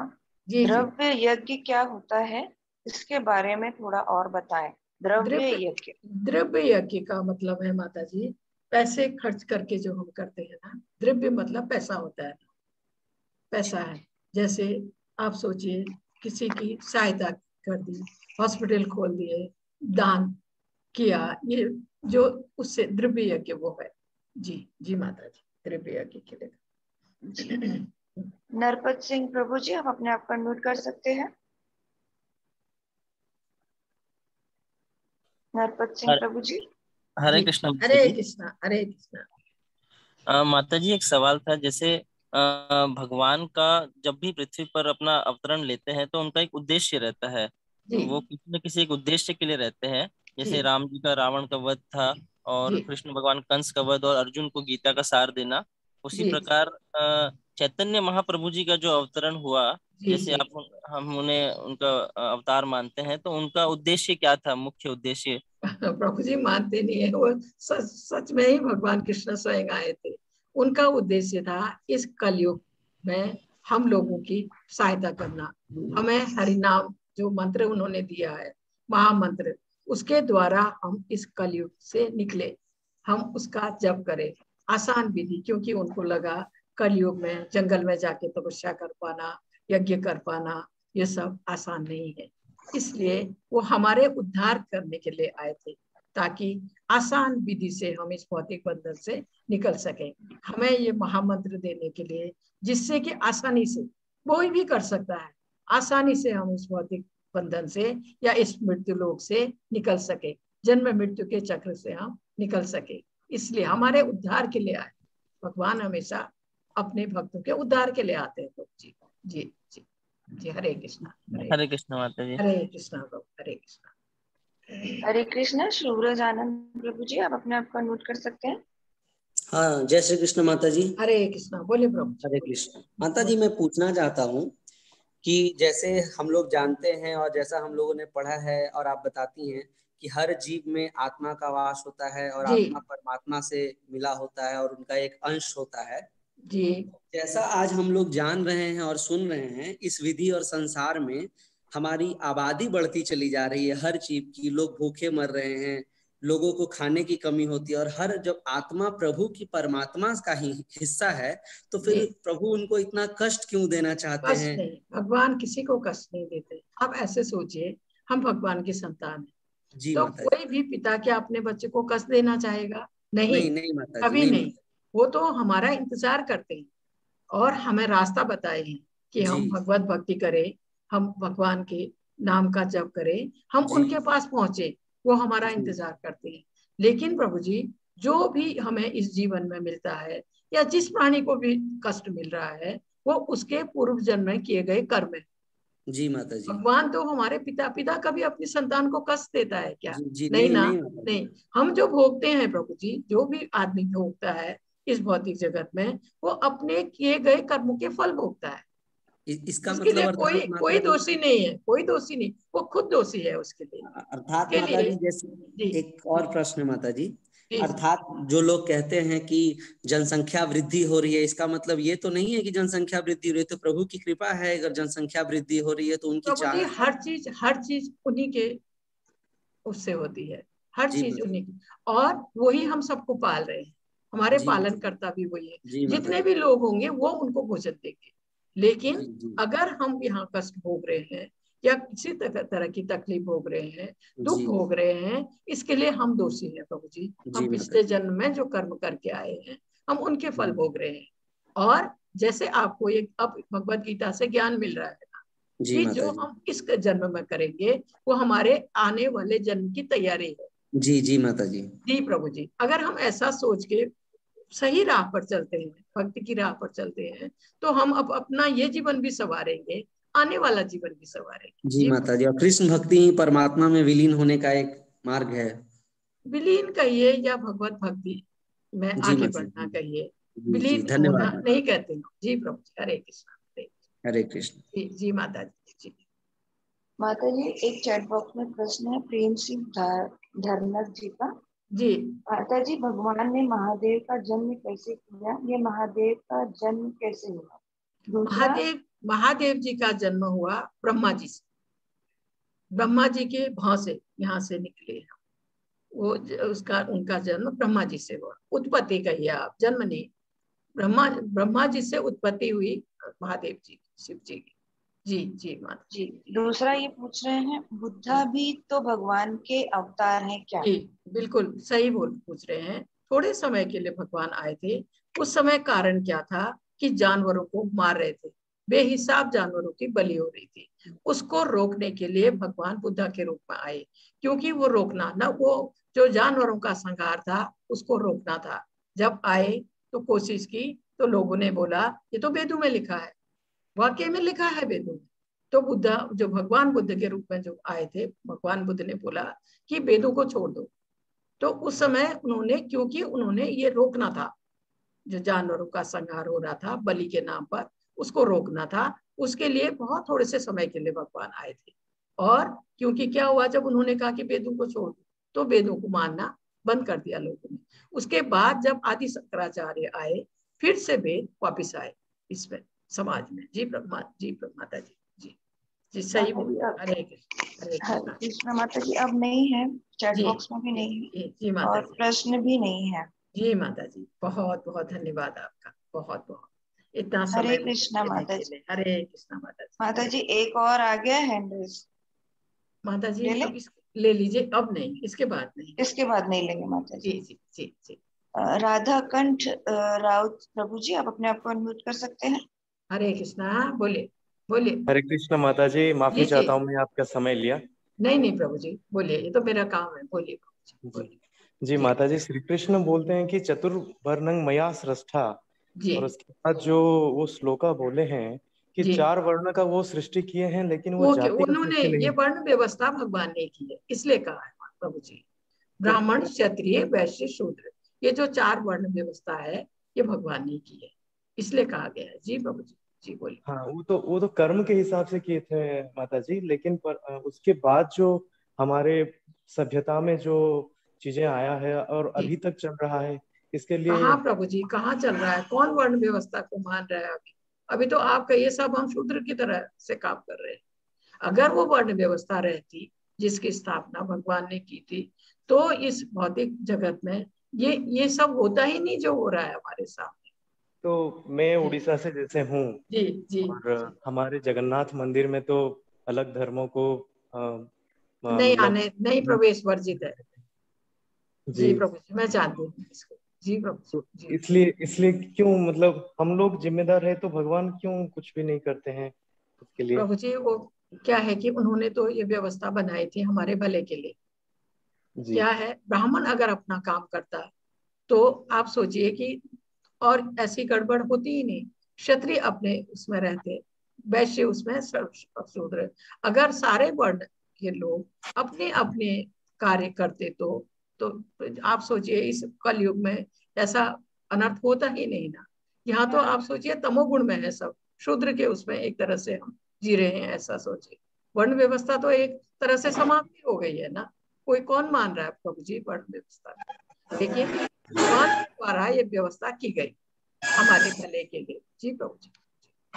जी माता जी, हरे कृष्ण। जी प्रभु, हरे कृष्णा, हरे कृष्णा, हरे कृष्ण, हरे कृष्णा जी। हरे कृष्णा माता जी, फिर कल मिले। जी माता जी। जी हरे कृष्णा, बहुत बहुत हरे धन्यवाद कृष्ण। माता जी, आपको बहुत बहुत हरे कृष्ण माता। हरे कृष्णा प्रभु, हरे कृष्णा, हरे कृष्णा।